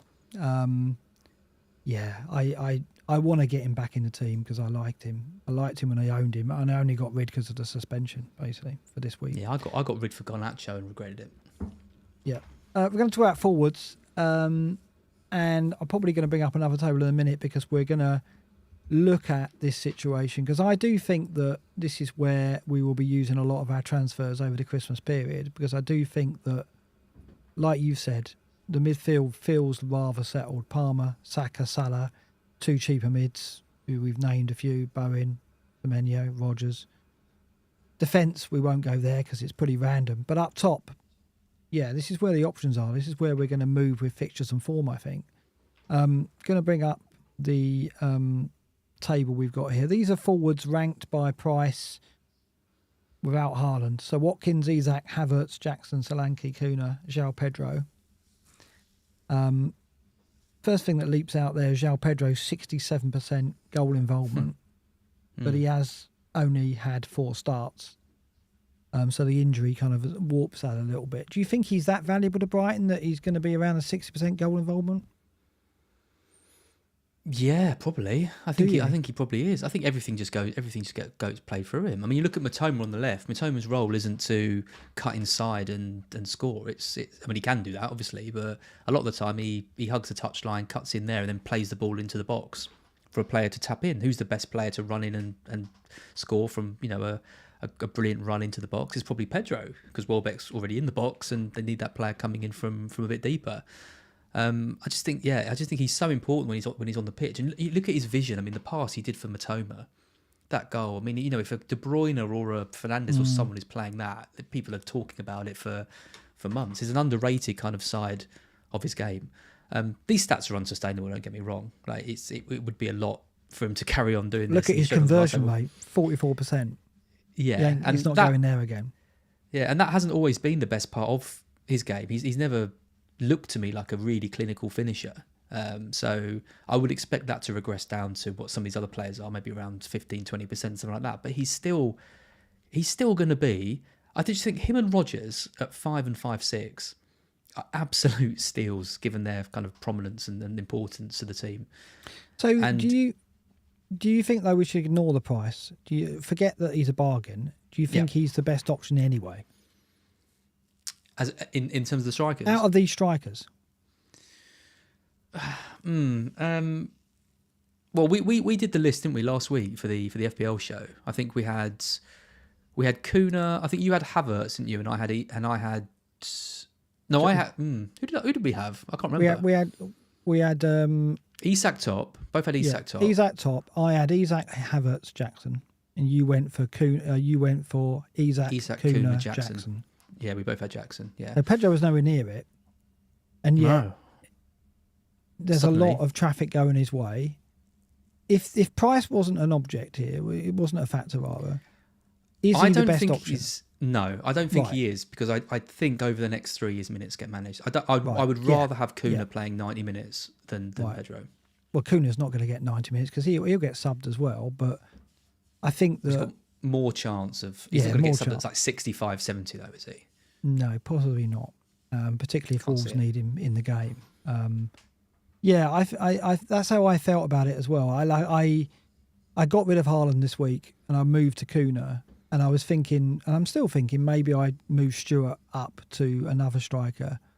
But João Pedro wouldn't be my choice. My choice would probably be, because I'm going to keep Solanke, even though he doesn't figure in any of the, he doesn't rate top for any of these stats that we've got on show here. Solanke's column completely without any pink highlights, which means he's not That's sad, isn't it? the best for anything. Yeah.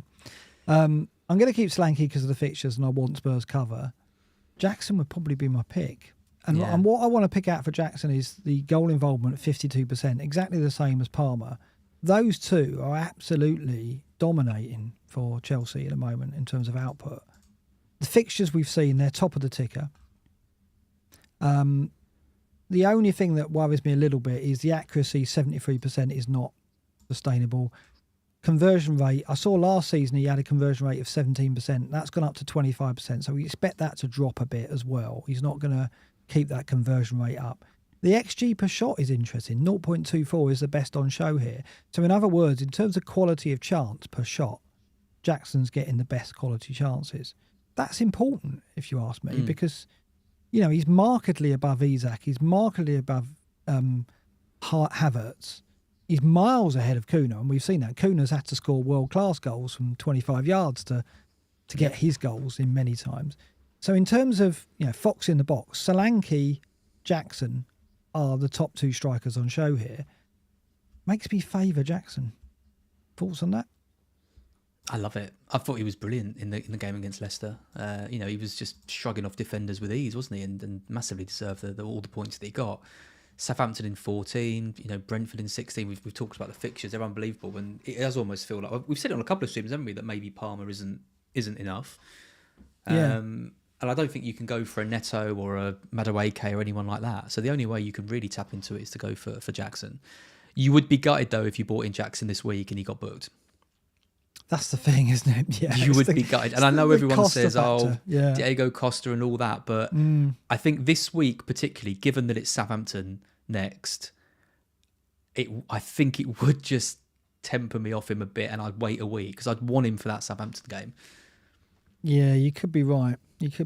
One stat that I think we should draw out here, the conversion rate for Isak, that's the lowest he's been since he arrived in the Premier League. He's had a couple of seasons and he's averaged around 17, 19. So I'd expect his conversion rate to go up. So if you're looking at these stats and thinking, well, who's the one likely to not regress, if anything, to step up, it probably will be Isak in terms of what we've seen from him so far. Well, he was essential last week. Yeah. One blank and now everyone's getting worried about him. Yeah, I guess we got to look at this though. This is a matrix of the fixtures, right? And Isak's on there, and this really just shows where the patterns are. Kuna for me was important because of those fixtures: Bournemouth, Everton, West Ham, Ipswich, Leicester. That's a very, very good run, and I don't think that he's not going to start those games. And even though, you know, he's having to score world-class goals to keep track and to be that. Well, he's second to Haaland now in total points, isn't he? He's capable of keeping that up. You would suggest it's going to regress and he's not going to keep doing that. But even so, those fixtures are too good. You can see why João Pedro is popular because of the fixtures. Southampton, Fulham, Leicester, Palace, West Ham, Brentford. But Jackson, if you look down, equally strong, I think. I don't think there's anything to fear for Villa at home. They will concede goals and have. Southampton away, good fixture. Spurs away, they can score at Spurs. I mean, that's a big game, and I think there'll be goals. Then it's Brentford, Everton, Fulham, Ipswich. So it's just the Nkunku factor. I just don't know whether Nkunku's going to be completely frozen out, and if that's not a factor. What do you think? I think there's a top four here, pretty obviously, which is Pedro, Kuna, Jackson, and Isak. And then you sort of put Solanke maybe a little bit below that. And then I think Watkins and Havertz are just completely cut adrift from it. They wouldn't, all the rest, you know, I've got Solanke and I'm debating whether to sell him or not, but I just wouldn't be considering Havertz or Watkins when you've got Jackson, when you've got Pedro, when you've got Kuna. It just wouldn't even occur to me. So Isak, I think from 15, this is what I mean. Again, I'm going to keep mentioning this -8 that I'm thinking of doing because it would let me do something like bringing in Bumo and then bring in take Solanke out in 15. It gives me that bit more flexibility to move things around. Whereas at the moment, I'm just quite, because I've got Haaland, it's all quite rigid. And that is why you think about moving him out, because it frees up other areas and avenues to explore. This is going to change like week to week. Like there's going to be, one of these, Watkins could get a brace against Chelsea, and then suddenly all the fears about Duran are gone because it's Brentford and Southampton next, and we're going to see people moving towards him. So it can change. It can all change very quickly. As of right now, though, I still think Kuna and Jackson would be my priority targets, and then Pedro's the value. Yeah, I agree. I think I'm happy keeping Solanke, but I have got one eye on going Solanke to Isak 15, because you look at the run Solanke's got: Chelsea, Southampton away, Liverpool and Forest away, versus Isak having Brentford, Leicester, Ipswich, Villa. Yeah, that Brentford, Leicester, Ipswich trio from 15 to 17. I mean, the only fact is Wilson a factor. I mean, someone brought it up last week and I laughed it off, thinking, "Oh, there's no way Isak." Is it though? Is there a chance that Wilson takes a start off him over that run? I just can't see it, because they're not exactly strong on the left. So why wouldn't they just move Isak over to the left and Gordon can play on the right, or he's been subbed off early? I just don't think it's a threat. Well, I don't. And also, I look at these fixtures and I'm like, well, I mean, what are the games they could do that in? I mean, maybe Leicester at home, potentially give Wilson a game, and then over. I think Isak plays them all. Yeah, I mean, they've got Barnes and Gordon on the left, so they're too strong on the left, not strong on the right. But they've been playing Gordon on the right when they have to. Doesn't like. Yeah, but they haven't exactly been like amazing this season, have they? Either of them. No, but we've got to mention Harvey Barnes because he's a favourite of the show, isn't he? So don't get Isak because of Harvey Barnes. That's the new, no, I'm not the new Gordon. There. I think you're right. I think though that if you've got a top three now, whatever it is, and I'm sitting on Kuna, Solanke, and if I was going to move Stewart up, it would be to Jackson. I would then look again in 15. And that's my point. I think we're not going to sit still on our forward lines. We're going to look and move them according to fixture, because I think there's opportunities here. And what we shouldn't forget is, well, isn't it nice to be sitting here going, well, apart from Haaland, we've got 7 strikers we can look at and consider. And the mighty Chris Wood's not even on there. So the 3 things that needed to happen this season to really turn things around from 4 weeks in was Haaland to go on the poor run of form he's been on, for the strikers, loads of striker options to emerge, and obviously Salah to take that captaincy away. And all 3 of those things have happened. And now you look at non-Haaland teams and think, yep, you don't need him.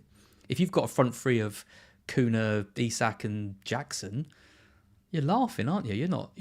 You'll have a bit of fear about Haaland because it's Haaland, but you're going to think every week those 3 can score points. And if you look at, let's look at forwards over the season, in fact, and Jackson's right up there, 0.68 in the chase impact to Haaland. João Pedro's right up there, 0.70 over the season. Okay, with only 370 minutes. Haaland is way out on top, 0.97 extra on penalty, but you're paying 15 million for that. -8 to get rid of a player with 0.97 extra. Yeah, it's crazy, isn't it? Oh my so God. He should have scored 6 goals over the last 6 games, and he's not done that. Because I think over the last 6, let's bring the last 6 up again, is it? Yeah, 0.97 the last 6 as well. So that's his season average, is the same, 0.97. His conversion's 6%. Yeah.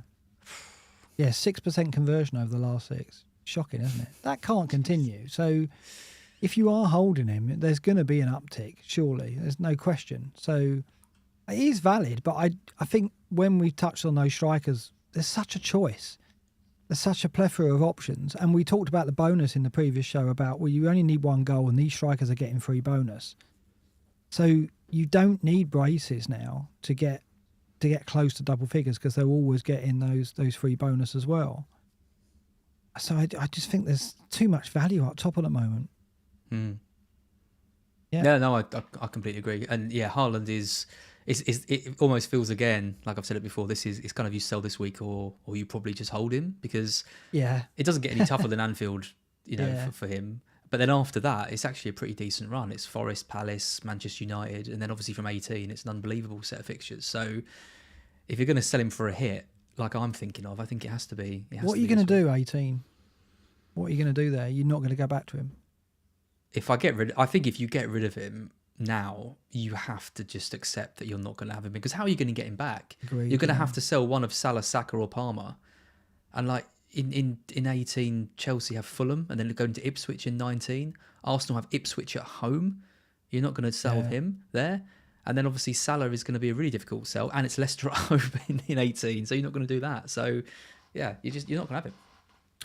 I can't believe if we'd gone back a year that we would be sitting here going, I'll tell you what, I'm not going to have Haaland because I'll be all right because I've got Nicholas Jackson at Ipswich. I can't believe we're doing that. Can you believe that? Because I'm going to have a front three of João Pedro, Nicholas Jackson, and Solanke. Well, Solanke, yeah, he was doing well, but Nicholas Jackson last season, we were not fans, were we? And it wasn't until the end of the Pedro season. and Kuna. Yeah, it's hard to believe, isn't it? It is. Yeah. But thank God Calvert-Lewin isn't a factor. God, I do feel for those who went Calvert-Lewin all that time ago. Yeah. Let's talk about predictions, but before we do, we're going to touch on Sleeper and our friends at Sleeper and the Pick'em game. Yes, big week in the Pick'em game, because obviously we do a monthly prize, and the monthly prizes are getting reset as we head into December. So if you've watched and thought to yourself, what is Sleeper? What are they on about every week? This is the time to get involved. Tap the QR code on the screen. Check out the link in the description below. Get involved in our Pick'em game. All you've got to do, predict the outcome of all the games over Christmas. And if you get the most outcomes right out of everyone in the group, you will win a prize up to £500. And that could be an iPhone, an Apple Watch, a Google Pixel, a Steam Deck, whatever you want. As long as it costs no more than £500, you send me an email and say, I want this, and I buy it for you as a nice Christmas present. So that'd be nice. Get involved. Yeah, you'll be supporting the stream, obviously. There's no gambling, no kind of pay to win elements, just purely your own football brain, and you can compete against Mark and I as well. You can indeed. And our Football Brains has got us here in the Prediction League at the moment. This is the Patrons Predictions League, and just about edging you out, 89 points to your 80, 51%. Yep. You dropped below the 50% on the correct score outcome. Tough week. I think I only got about three right or something in this easy week to predict. I just want to give a shout out to Lee and Liv here, because they are constantly making updates and upgrades to our Premier League predictions website that we've got, which is Patreons only. So there's a really cool new way of checking your scores and things, and they're bringing in a way of looking at other people's predictions. So it's a great time to get involved on Patreon if you haven't already, because you can take part in this league and compete with Mark and I. And this is obviously separate to Sleeper. So if you fancy yourself as a prediction specialist, then join the Sleeper League and also get involved on Patreon. Can you get a 55%? Because only at the moment that famous Jimmy's got that 55% correct outcome. Pretty good. Everybody else is below that at the moment, and he's sitting in fourth on 96 points. I'm trying to close the gap. But I'm beating Az. That's all that matters at the moment. It amazes me though that like we've always been kind of consistently around the 50%-ish mark when we've done these, and you look at this score, and actually a really good record is around 55 to 60%. Yeah, and it just shows, doesn't it? Every week you're going to get 4 fixtures which are just completely against at least 4 fixtures that go completely against. It's interesting when you look at when you're looking at the fixtures in relation to your transfers decisions. If you're always thinking, well, I'm only going to be 50% right.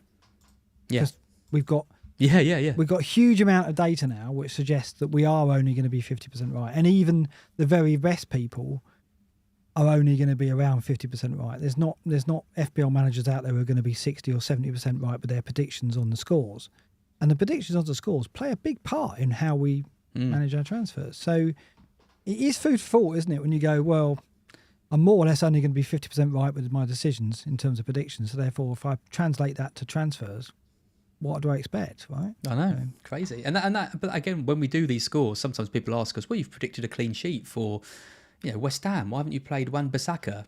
And it's like, because I'm probably going to be wrong, because I've seen my predictions over the last few years, and I know I'm going to get half of them wrong. But they do influence things, don't they? I mean, like, the transfers that we're making and teams that we got are going to influence our perspective on that team and their likelihood of getting a result or a clean sheet. So I'm sure subliminally that's playing into these predictions.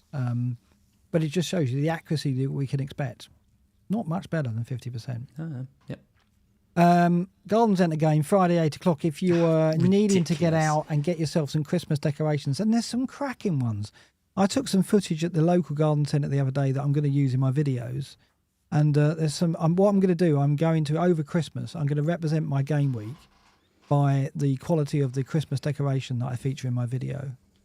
So I'm somehow going to represent my game week by the Christmas decoration that I show. I give you 1 week before you get sick of doing that. But No, I've got a collection of stuff. I've went to the garden centre to film some stuff, and I know there's plenty more I can get. So I've got 3 or 4 in the bank already, so it's all right.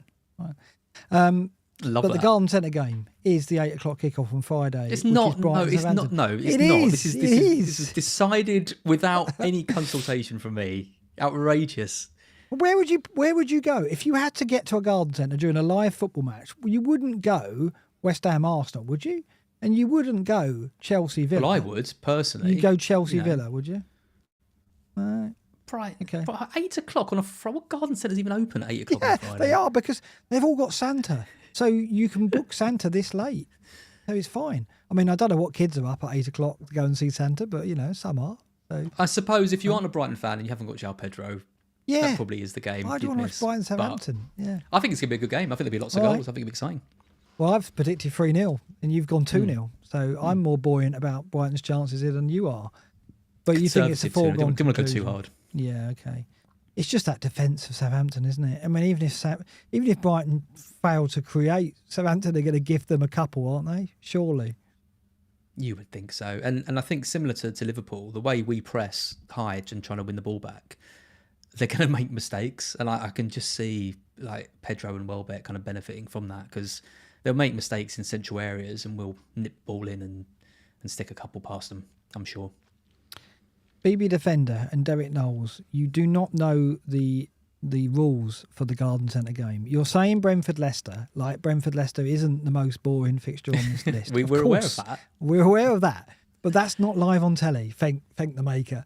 In so the you've UK. got no opportunity in the UK. Don't forget, some people can't get their head around the fact that we can't watch all the games. Yeah, that is true. There's probably scandal out there. So, yeah, of course, if that was live on TV, if by some miracle, some broadcast organiser said, I know what we'll have live. We'll have Brentford-Leicester. We'll take that one. Thank you very much. That will show you BT Sports.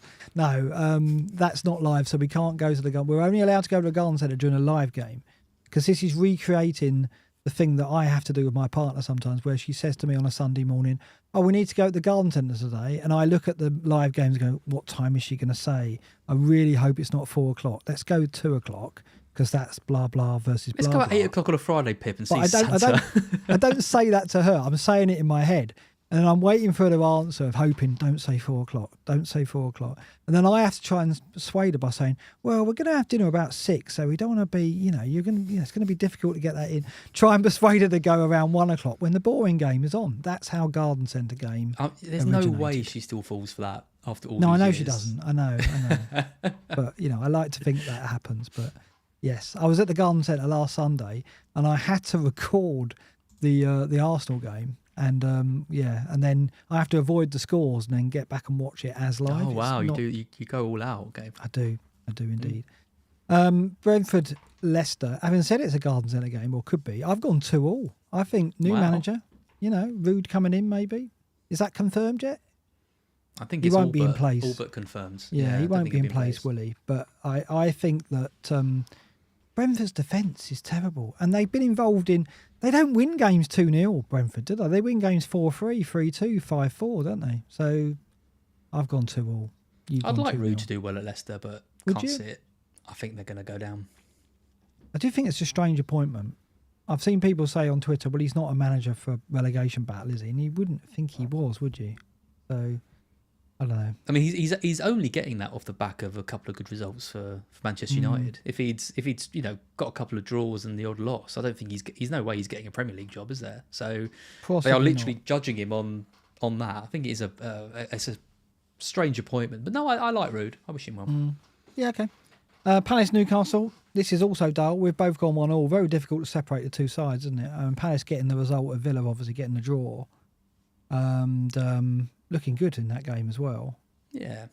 And Newcastle patchy again. I don't know what to make of Newcastle. I thought I'd sussed them and they're going to win this, but I've gone a draw. You have as well. Fair enough. I think Palace are starting to, there's a bit of panic, isn't there, around the manager after such a good end to last season. I'm seeing signs they're starting to learn how to play without Eze and Elise. They should be looking for a point in this one.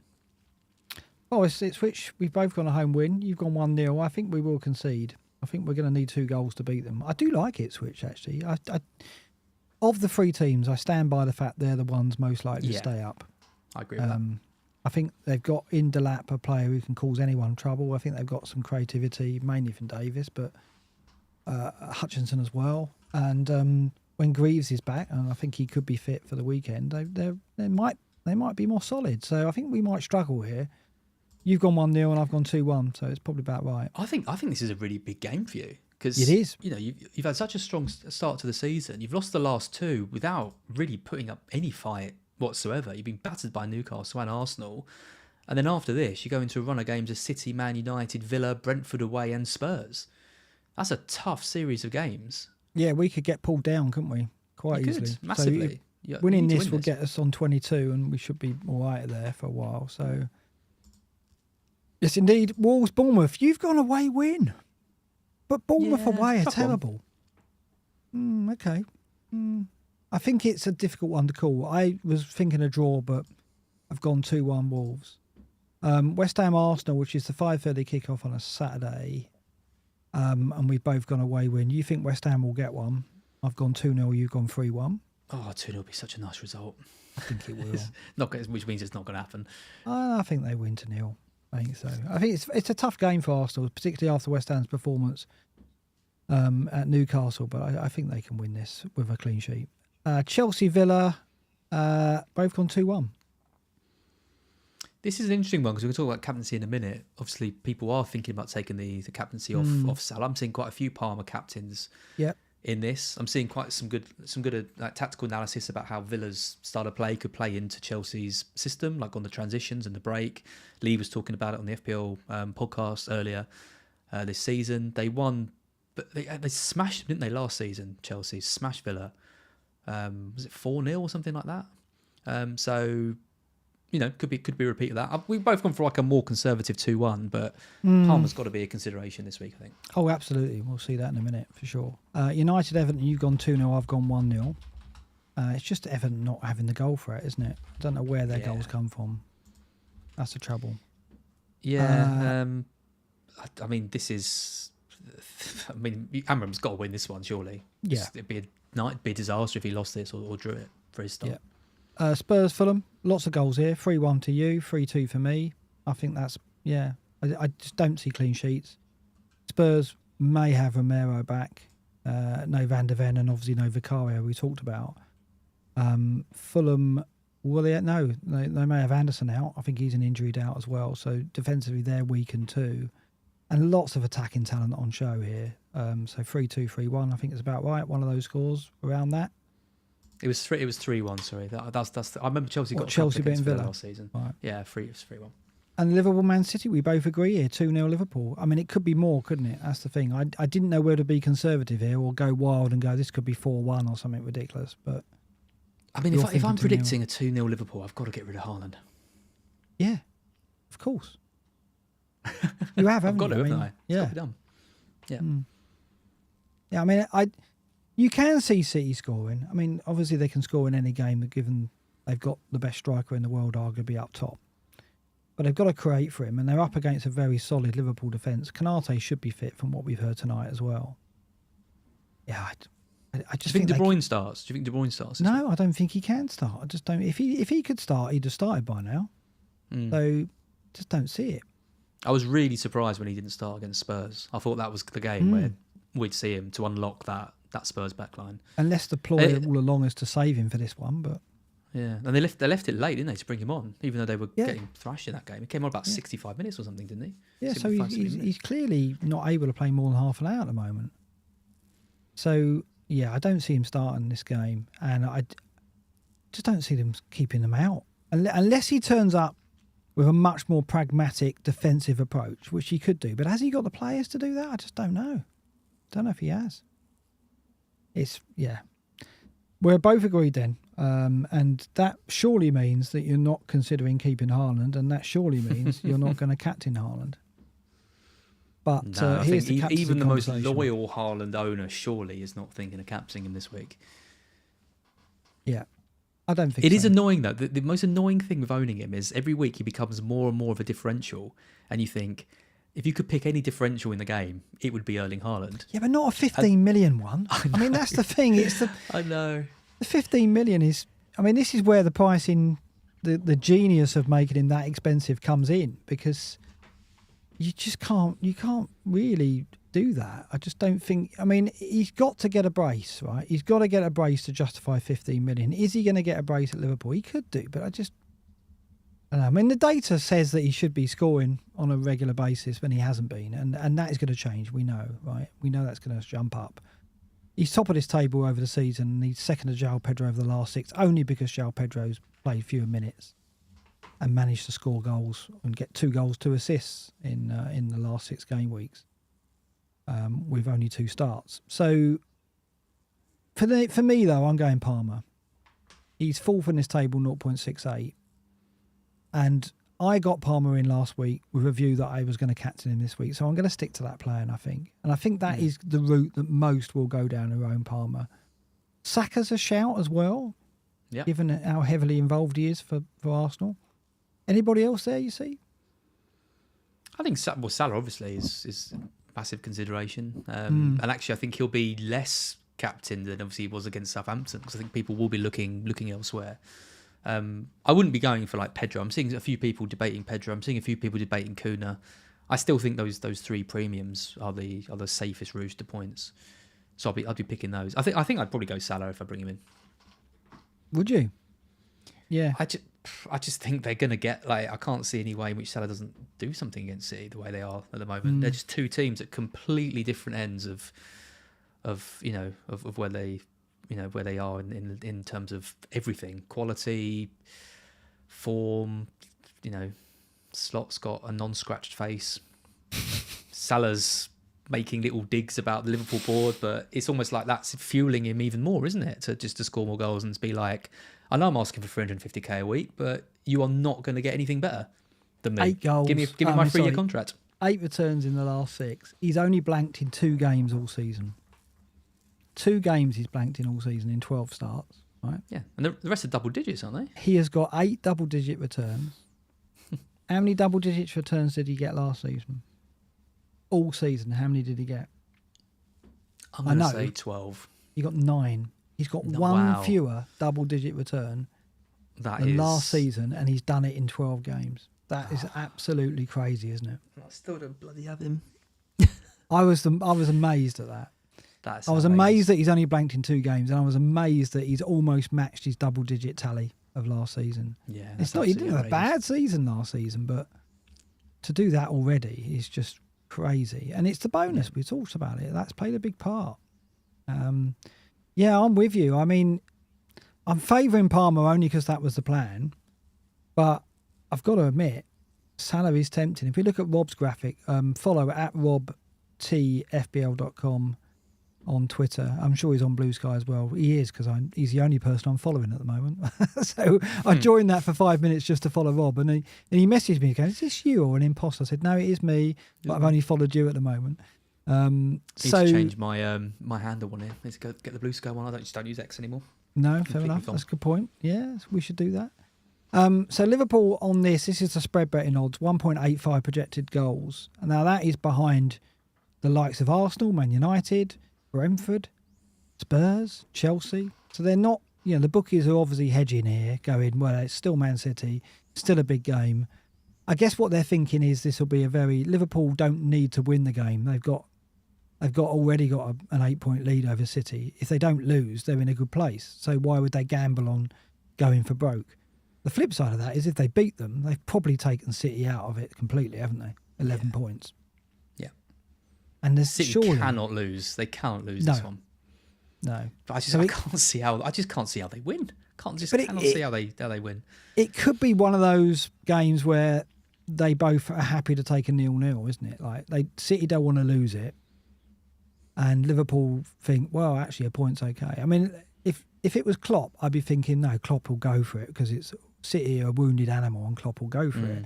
Slot maybe will go, yeah, I'll take a point. I'm not saying they're going to say that to the players or set them up that way, but I think the tendency will be, I think it'll be a chess match first half, 0-0 at half time is my take, would be the outcome. So that puts me off midfield of Liverpool looks so strong, doesn't it? Like McAllister played really well last night in the Champions League. They've just got Gravenberch who's playing well. Szoboszlai, Jones is really hitting form at a good time for him. They're going to have Trent back, and he's going to be slotting into midfield. They're just going to completely overrun City in midfield. So it's like men against boys, that midfield battle at the moment. Yeah, they lack physicality and legs, don't they? Because Gundogan doesn't have it.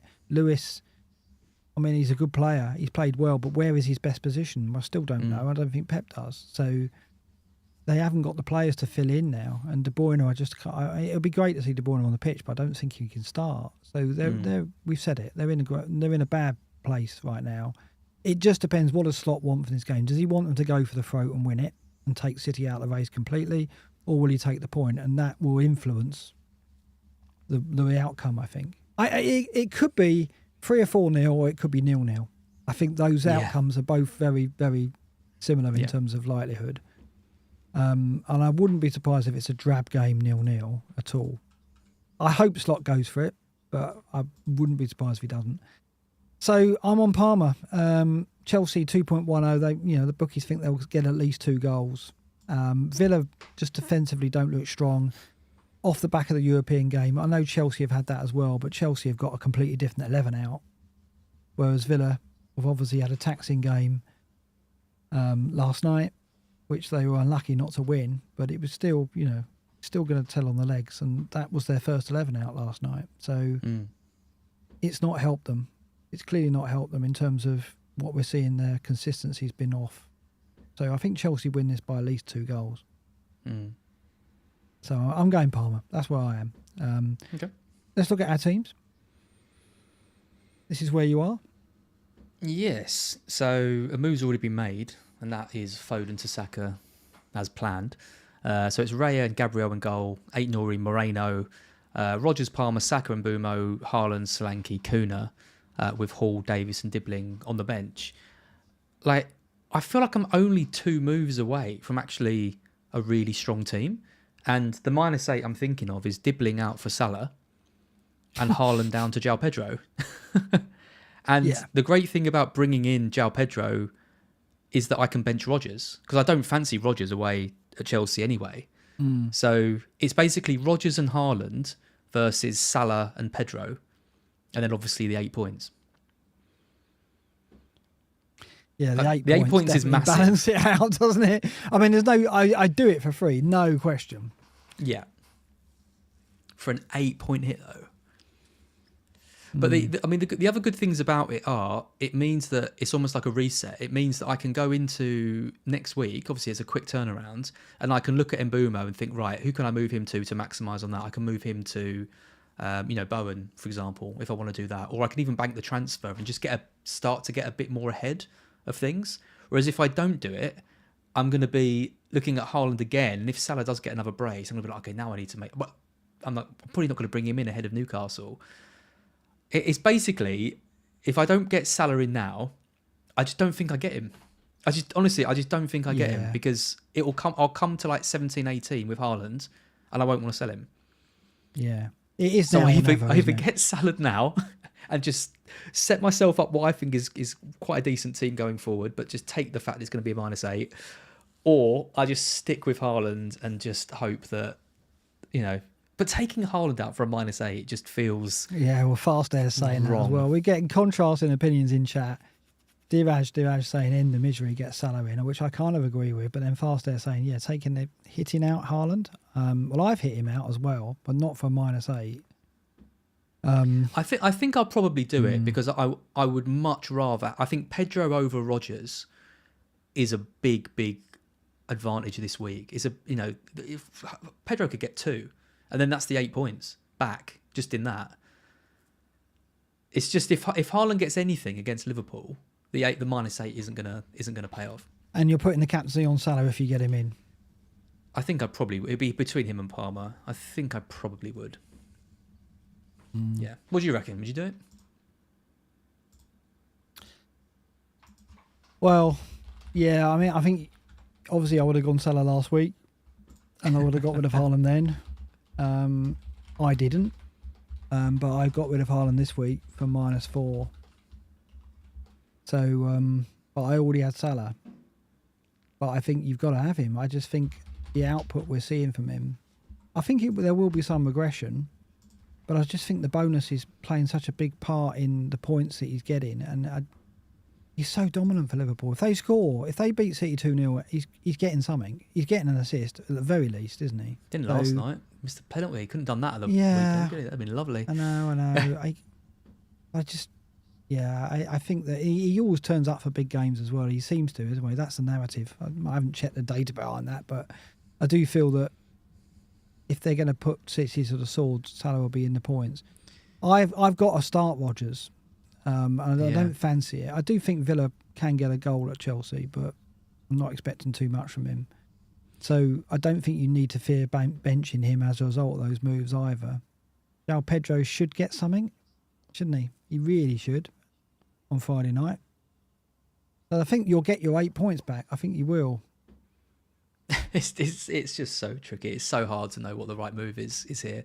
The fact that it's even kind of acceptable to be thinking of taking -8, take out Haaland, I think is probably what's going to push me do it. And like BB Defender says, if I don't do it and those 8 points are paid back and I'm stuck still with Haaland and no Salah next week, I'm going to feel, it's really, really tough. I mean, if you don't do it, it'll make our teams very, very different for the remainder of the season. So for the sake of the show, you'd love that, you shouldn't do it. Well, it's ironic, isn't it? Because if we go back 6 weeks, you were talking, go back to the start of the season, you were talking into not having Haaland for that reason as well. And I did say, when's it going to be your turn? You bought in 3 players that I owned this last week. You bought in Davis, Hall and Palmer, all ones I already own. So I'm saying at the start of the season, about differentiating. At the start of the season, I went Salah and Saka and didn't go Haaland, and I was like, no, I want to do that. I want to have a different team to you, and that completely went against me. Now I've gone back to that. I've got Salah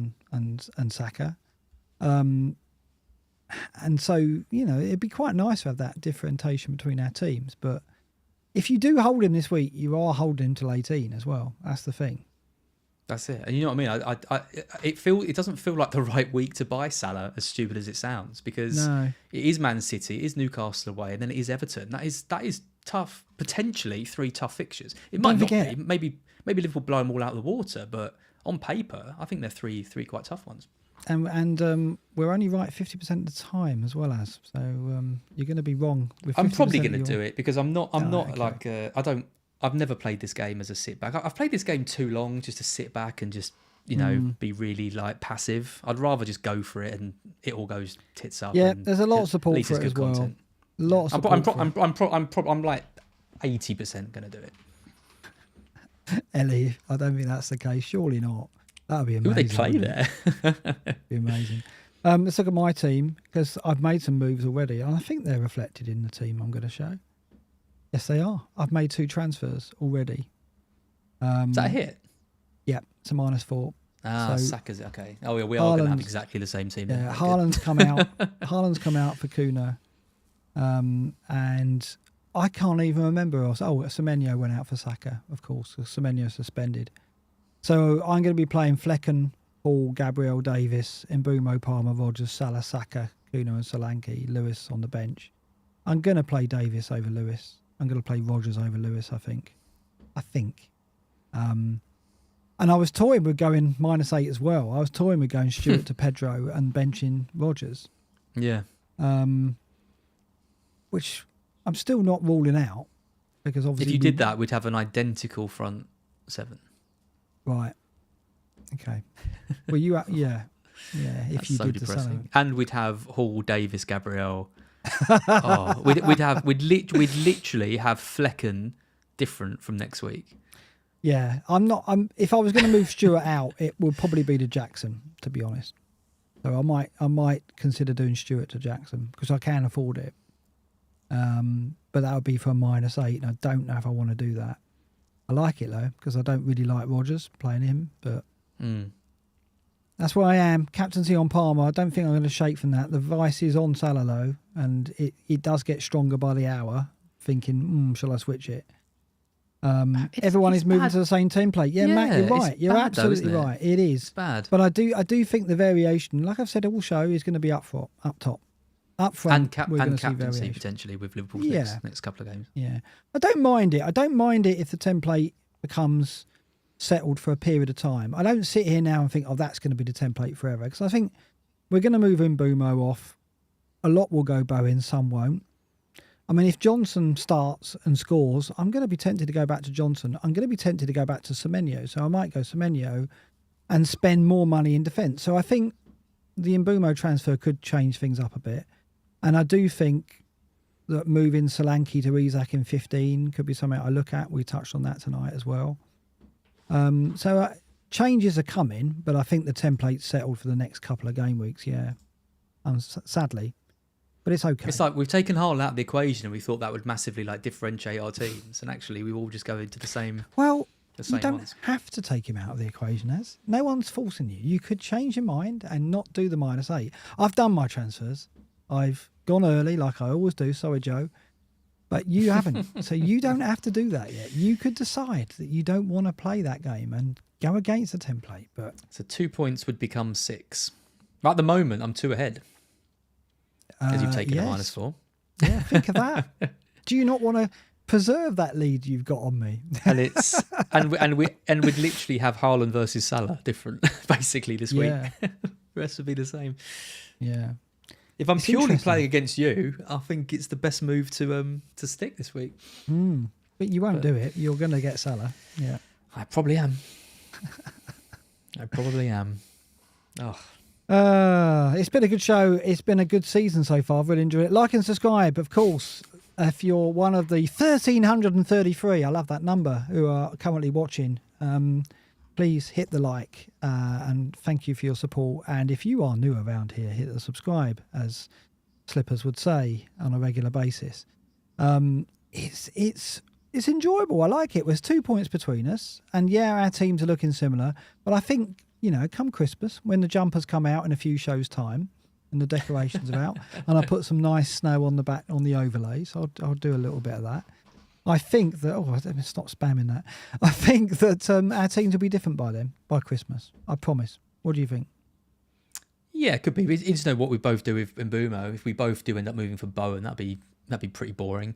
I do think there'll be some forward moves taking place, and obviously when the fixtures turn for Wolves, we're not going to be keeping Kuna, are we? That's kind of in the new year, so there will be some moves that move around. But I think it's going to be quite a dull Christmas for us because I think our teams are going to be pretty similar, unfortunately. Just get Jackson, spice it up. I am going to get Jackson. No, I think I will. Do the -8 and get Jackson. I'm definitely getting him. I'm definitely getting him next week, I think. How much money have you got in the bank? 3 million. I'm an early transfer market person, aren't I? So I've probably got quite a bit. I'll have a quick look. Let me bring my team up now. 3.9 left in the bank. So is that enough to do Stewart to Jackson? Yeah, it is. Because Stewart's 4.5. And to bench Rodgers, that's got to be tempting, surely. Yeah, Jackson's 8 million and I've got 8.4. So yeah, I can get to Jackson. That's got to be tempting. It is tempting. Yeah. Yeah. So I might do it. I might still do it because I like him. I think he's going to be good for the next 2. So super chats. Yes, we've got to do the super chats. Let's go and look at that. We've got quite a few. 5 super chats in. Whoa. Let's bring them up. BB Defender first of all. Thank you very much for your £5. Which duo is best over December? Trent Alexander-Arnold and Mbumo, or Hall and Saka? Thanks for the streams every week. It's no question for me. It's Hall and Saka. Easy. What do you think? Yeah, I think that's an easy one. I would expect them to massively outscore the other 2. Yeah, I'd love it to be Trent and Mbumo, but Mbumo's fixtures are terrible and his output's been low. Trent's attacking output's been low. And I just think Saka's on fire with Odegaard back. Hall could get rotated in 1 or 2 games over Christmas. I don't think that's out of the question. But I still prefer those 2. I think Saka's... We had a debate about him and Palmer. I don't think he's too far behind Salah at the moment in terms of his consistency. He's not. Ceiling is higher for Salah, no question. But I just think, Saka. I didn't hesitate to take a hit to get him in. Interestingly, his home form is dominant. He's only got 3 assists in 5 away games. He's not scored away from home yet. And if we look at the ticker, very soon he's got 3. Yeah, he's got 3 home games in the next 8. So he's got West Ham United, Fulham, Everton, Palace, Ipswich, Brentford, Brighton. That's 8 games, only 3 at home, United, Everton, Ipswich. So he's only got 3 assists all season away from home. Do you put any stock in that? Do you think that he's a player who's only going to deliver at home, or do you think that that's just happenstance? I don't think he's in that same bracket. I think Arsenal have the same kind of way of playing and the same style, and I think he'll be the top scorer over the next 5 weeks in the Premier League. So yeah, that's why I've got him as well. I did have a look at the away games that they played, and they have had really, really tough away games. So I think that's a factor in that output. I don't think there's too much in it, but it's worth keeping an eye. It nearly put me off, but no, I saw too much of Odegaard and Saka to think that I could ignore it. Omri Yaron says, Barco rumored back in January essential. Yeah, he's absolutely right. He's coming back. He only played 300 minutes for Seville. Took a few corners, no doubt. Imagine if he came back and somehow got a starting left-back spot for Brighton and just went on and became like Bargain of the season. I'm not holding out hope. No, I wouldn't. Generational talent. If I was you. No, thank you, Omri, for the essential Barco super losing hope. I mean, not holding on to hope. Gosh, yeah. Davis family first, regular viewers. Vardiel to Van Heck, Dunk 8, Nori, Rogers to Palmer for -4. Right. So basically, what he wants to know is, should he take a -4 to take Vardiel out for a Brighton defender in order to enable doing Rogers to Palmer? I think, or he could go 8 Nori instead of that Brighton defender. So first of all, what would you do? 8 Nori or a Brighton defender? Well, 8 Nori played at kind of centre back, didn't they? Because they had some defensive issues. I think we need to wait for the press conference and see what's going to happen there. Because he was like crazy reserved compared to what he's been before. If he's at wing back or he's in the front 3, then him. But if he's playing at kind of left centre back, then he's not going to be in the front 3. He's going to be left. I mean, it was interesting. I had a look at the defenders' last 6. 8 Nori for XGI non-penalty per 90. He's had 6 starts, 539 minutes, 0.10 is XGI per 90. That's not what you want to see from 8 Nori. It's not what we expected either, because when he was playing wing back, he was in the top 10 of this, right up there. He has got 2 goals and an assist in those 6 starts, but in terms of chances created per 90, 1 chance created per 90, 0.83 shots per 90 is good, but not in the top 10. So yeah, I don't think he's a shoe-in, is he? Despite the fixtures. How is Vardiol to 8 Nori getting you enough funds to do Rogers to Palmer? It's like 6 million difference. Sure, he's got money in the bank, but I mean, I like the Palmer move. I think Palmer for this run. I know he's been off the boil in terms of output, but he's still quality. I think if it's the only way you can get Palmer, then yeah. But I like Rogers. He'd be a very reluctant sell for me. I still think he's a good hold. And there's 2 home games coming up, which look pretty good. Vardiol isn't a bad pick from this week either. No. If it's your only way to Palmer, then yeah. But if there's another way you could do it, then and you've got to be captaining, but you're going to be wanting to captain Palmer to do it as well, I think. Yeah. And if you're going Brighton defender, it wouldn't be Dunk because he's not absolutely certain to be back. It'd probably be Van Heck for me. You go Van Heck. Yeah. Van Heck for sure. I'd prefer 8 Nori if I knew he was going to be back at left back. I think that data we showed will improve, because the fixtures are good enough over the next 5. So. I think I'd go 8 Nori. He's just a bit more fun, isn't he? 8 Nori and Palmer, I'd endorse that. Thank you very much, Davis family first. Kenneth M comes in with $9.99. Thank you very much, Wow, that's Kenneth. very generous. Thank you very much. Salah or Cole as captains without looking at stats? Who do your instincts say? My instincts say Cole Palmer. See, my instincts say Salah. Well... So which of these 1.6 million ranked managers are We're you going to both trust? wrong 50% of the time, but which one of us is wrong this time? One of us might be right. I say Palmer because that was always the plan. I say Palmer. It's a home game. Villa, off the back of the European game, I think will be there to be got at. I just love Cole Palmer. I just think he's an absolutely brilliant player who can conjure anything in a game. Every time he gets the ball, it makes things happen. Unlike Salah. I think Salah's become more like that, but he didn't used to be. He didn't used to be so economical with his. When he gets the ball now, he makes things happen. In the past, he used to take people on, lose the ball, and used to be quite erratic. And not everything he did turned to goals, but now he seems to be this player who's just, he doesn't touch the ball as often. He doesn't get involved as often. He can go missing for an entire half, still end the game on a double figure, hasn't he? It's like he's perfected that art of being such a factor in a game, even when he's not. And he said it himself, didn't he? He said, I think he was saying, I don't think it was Wenger who said to him, the sign of a great player is a player who can go be missing and then make that crucial intervention in a game. And not be a factor throughout the game, but just do that thing that turns the result. And that's what he's become. He's become that player who can do that. Palmer is a player who just influences throughout the game. Everything good for Chelsea comes through him. I think they beat Aston Villa by... I think they scored 2. I don't know if Liverpool scored 2 against City. They should do. But what the Liverpool kind of City game, I think get? you're right. It could be like a 2 or 3-0, or it could be a 0-0. Yeah. Whereas you know that Chelsea are more than likely going to score a couple in that match. I think so.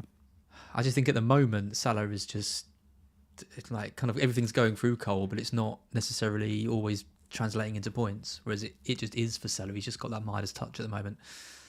It's 50-50, isn't it? You could pick either. I'll stick with Salah, but only just. Okay. Well, so it depends, Kenneth, who you want to go with, but we're difference of opinion there. Sorry about that. I hope we helped somewhat.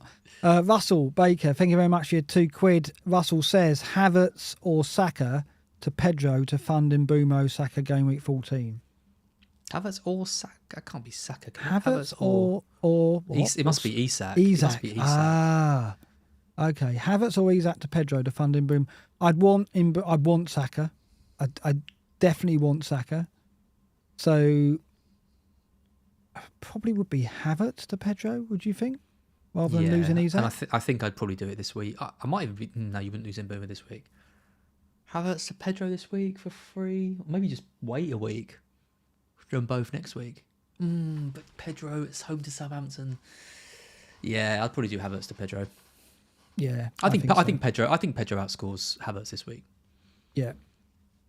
Someone disliked that, so someone didn't agree with you there. So well, that's new. That is not new. That's not a new experience for us. I think I've been quite placated today. We've got 8 dislikes, 339 likes. Please hit the likes. 8 dislikes. If you dislike again, what Az is saying, feel free to hit the dislike, of course. But don't encourage them to hit the dislike. Digvijay Singh, thank you very much for your super chat. Solanke to Pedro and Johnson to Saka, would you do it? So I presume he needs to do that to afford Saka. Those Spurs players out before Fulham at home. I don't know if I would. I think it's for free. Yeah. I think I would. Would you? Yeah. I think Pedro and Saka is a better combination than Solanke and Johnson. I think you're right. Yeah, you're getting 2 penalty takers as well. Yeah, I think you do it. Yep. And Zubin Jahari, thank you very much for your super chat. Thank you for your support. Would you buy Odegaard for Mbumo if you had Palmer, Salah and Haaland and want to keep Haaland? Yeah. We talked about Odegaard and we said that he wasn't necessarily going to be an asset that tempts us, but why not? So that means no Saka. Yeah. I guess he's looking at that as a way of covering him, yeah. I think you have to. If you want to keep Haaland, you can't have Palmer, Saka and Salah. It's impossible. So you need to either go for Odegaard or Havertz instead of Saka, Jackson instead of Palmer, and there isn't any. You have to go for Salah. There's no alternative for him. So yeah, I don't mind Odegaard. If you want to keep Haaland, you can have to. Yeah, I don't mind him at all. I think that we're yet to see what we're going to get from him. Obviously, we've had one season where he was getting in the box and getting goals. I think Havertz's presence might reduce that. And what we saw last season was a creator, was someone who came deeper. And I think that's probably what we're going to get. But he's still going to be influential. He's still going to have some output. And more often than not, if Saka converts a goal, Odegaard's created it. So I don't mind it for a differential at all. Russell saying, I'll be more generous last week. Don't worry, I wasn't getting at you with the £2. It's fine. No, don't be doing. Don't even send us any money. We'll try and answer questions. Talking as about best we can. Waitrose, having a go at people giving us super chats. I know. Talking about the cartel. That's what That's what we're like. Awful. So no, Russell. Thank you for your support. There's no hard feelings at all. And I hope we did help. One last super chat from Guto. Timber, Porro, and JP or Hall. João Pedro or Hall. Anderson and Jackson, wild card. Oh, okay. So Timber and Porro or Pedro or Hall. Anderson and Jackson. Well, I don't know I don't really understand the question here. Timber, Porro, and Pedro. I see. Timber, Porro, or João Pedro or Hall, Anderson and Jackson. Anderson? Well, he's injured, isn't he? I think he's out. I wouldn't be going anywhere near Anderson. Not with Fulham's fixtures. And I do like Porro. I think the first three are way stronger. Yeah. I tend to agree with you. Yeah, they are, aren't they? Yeah, because you're covering Arsenal. Porro for the attack, not for the defence, but for the attack. And João Pedro probably has the edge over Jackson for this week as well. Yeah. I wouldn't say long term. Timber and Porro blow Hall and Anderson out of the water completely. Yeah. And then Jackson's a better pick than Pedro, but not enough to cover the rest, I don't think. Particularly this week. I mean, look at Jackson later, but I think those three are the best routes. Yep. There you go, Guto. I hope it helped you there. We went up to 11 dislikes and went up to 361 likes. Guaranteed. Oh, that's funny. Yeah, absolutely. Thank you, Az. We are back. Now, it's a midweek game week next week. So what are we going to do? What are we going to do about that? We're going to do a watch-along or something? We could do a watch-along. Thursday game. Brighton play Thursday, don't they? Do you want to do that? The only issue is it would have to be a Thursday game because I'm out Tuesday and Wednesday. So it would have to be either Fulham Brighton or Bournemouth Spurs, which aren't the most exciting games. No, but you'll have Pedro, won't you? Because you'll be doing the -8 tonight. So most probably whenever you do it, yeah. Well, we'll do something because we got to do a show, and so it'll be Thursday. Whatever it'll be a watch along then, won't it? It'll be a watch along. And there's football on. We both got Solanke. You'll have Pedro. It's all right, isn't it? Basically we can just have both games on because they're on Prime. Yeah, right? yeah, they're on Prime. So that's fine. So we can just do a show while the games are on, do a watch along, throw some stats in, answer Russell's question when he gives us a super chat. Only if he pays us double. Yeah, of course, double each time. Div J Singh's come back again. My conundrum was -4 for a hit. Would you do it? Right, I'm going to go back. Hold on. Solanke to Pedro and Johnson to Saka for a hit. Solanke to Pedro and Johnson to Saka. That makes it even tougher. No! What did you do that for? Did you? I wouldn't do it now. For a hit. No, I wouldn't do it. Not for Fulham for home. Because I don't know when... We were 50-50 before the hit, weren't we? So. And did Johnson go off tonight? Did he get minutes? How many minutes did he get? I wouldn't do it. Because if he got subbed off, that's a signpost he starts, right? Have a look, will you? Yeah. Have a look. Come on, it's only... what time is it? It's only like 11:15. We've got time yet. He got subbed at 68 minutes. Yeah, there you go. He starts. For me, he starts. If you're subbed in 68. I think he starts as well. I wouldn't do it. Yeah. There you go. Thank you very much, everyone, for your super chats and your support, and everybody watching. Still 1,200 watching, so thank you very much for that. We will be back next week, and we'll be streaming during the Thursday games, by the sounds of it. And as will have got rid of Haaland and moved his team ever closer to mine. From -8. Oh, God, what can go wrong? What could possibly go wrong, Az? No, it's funny. But yeah. We have similar teams for now, but I'm sure it's not going to last. But we'll still get some fun out of these next couple of game weeks, and we'll see you next week. It's a good night for me. Good night, everyone.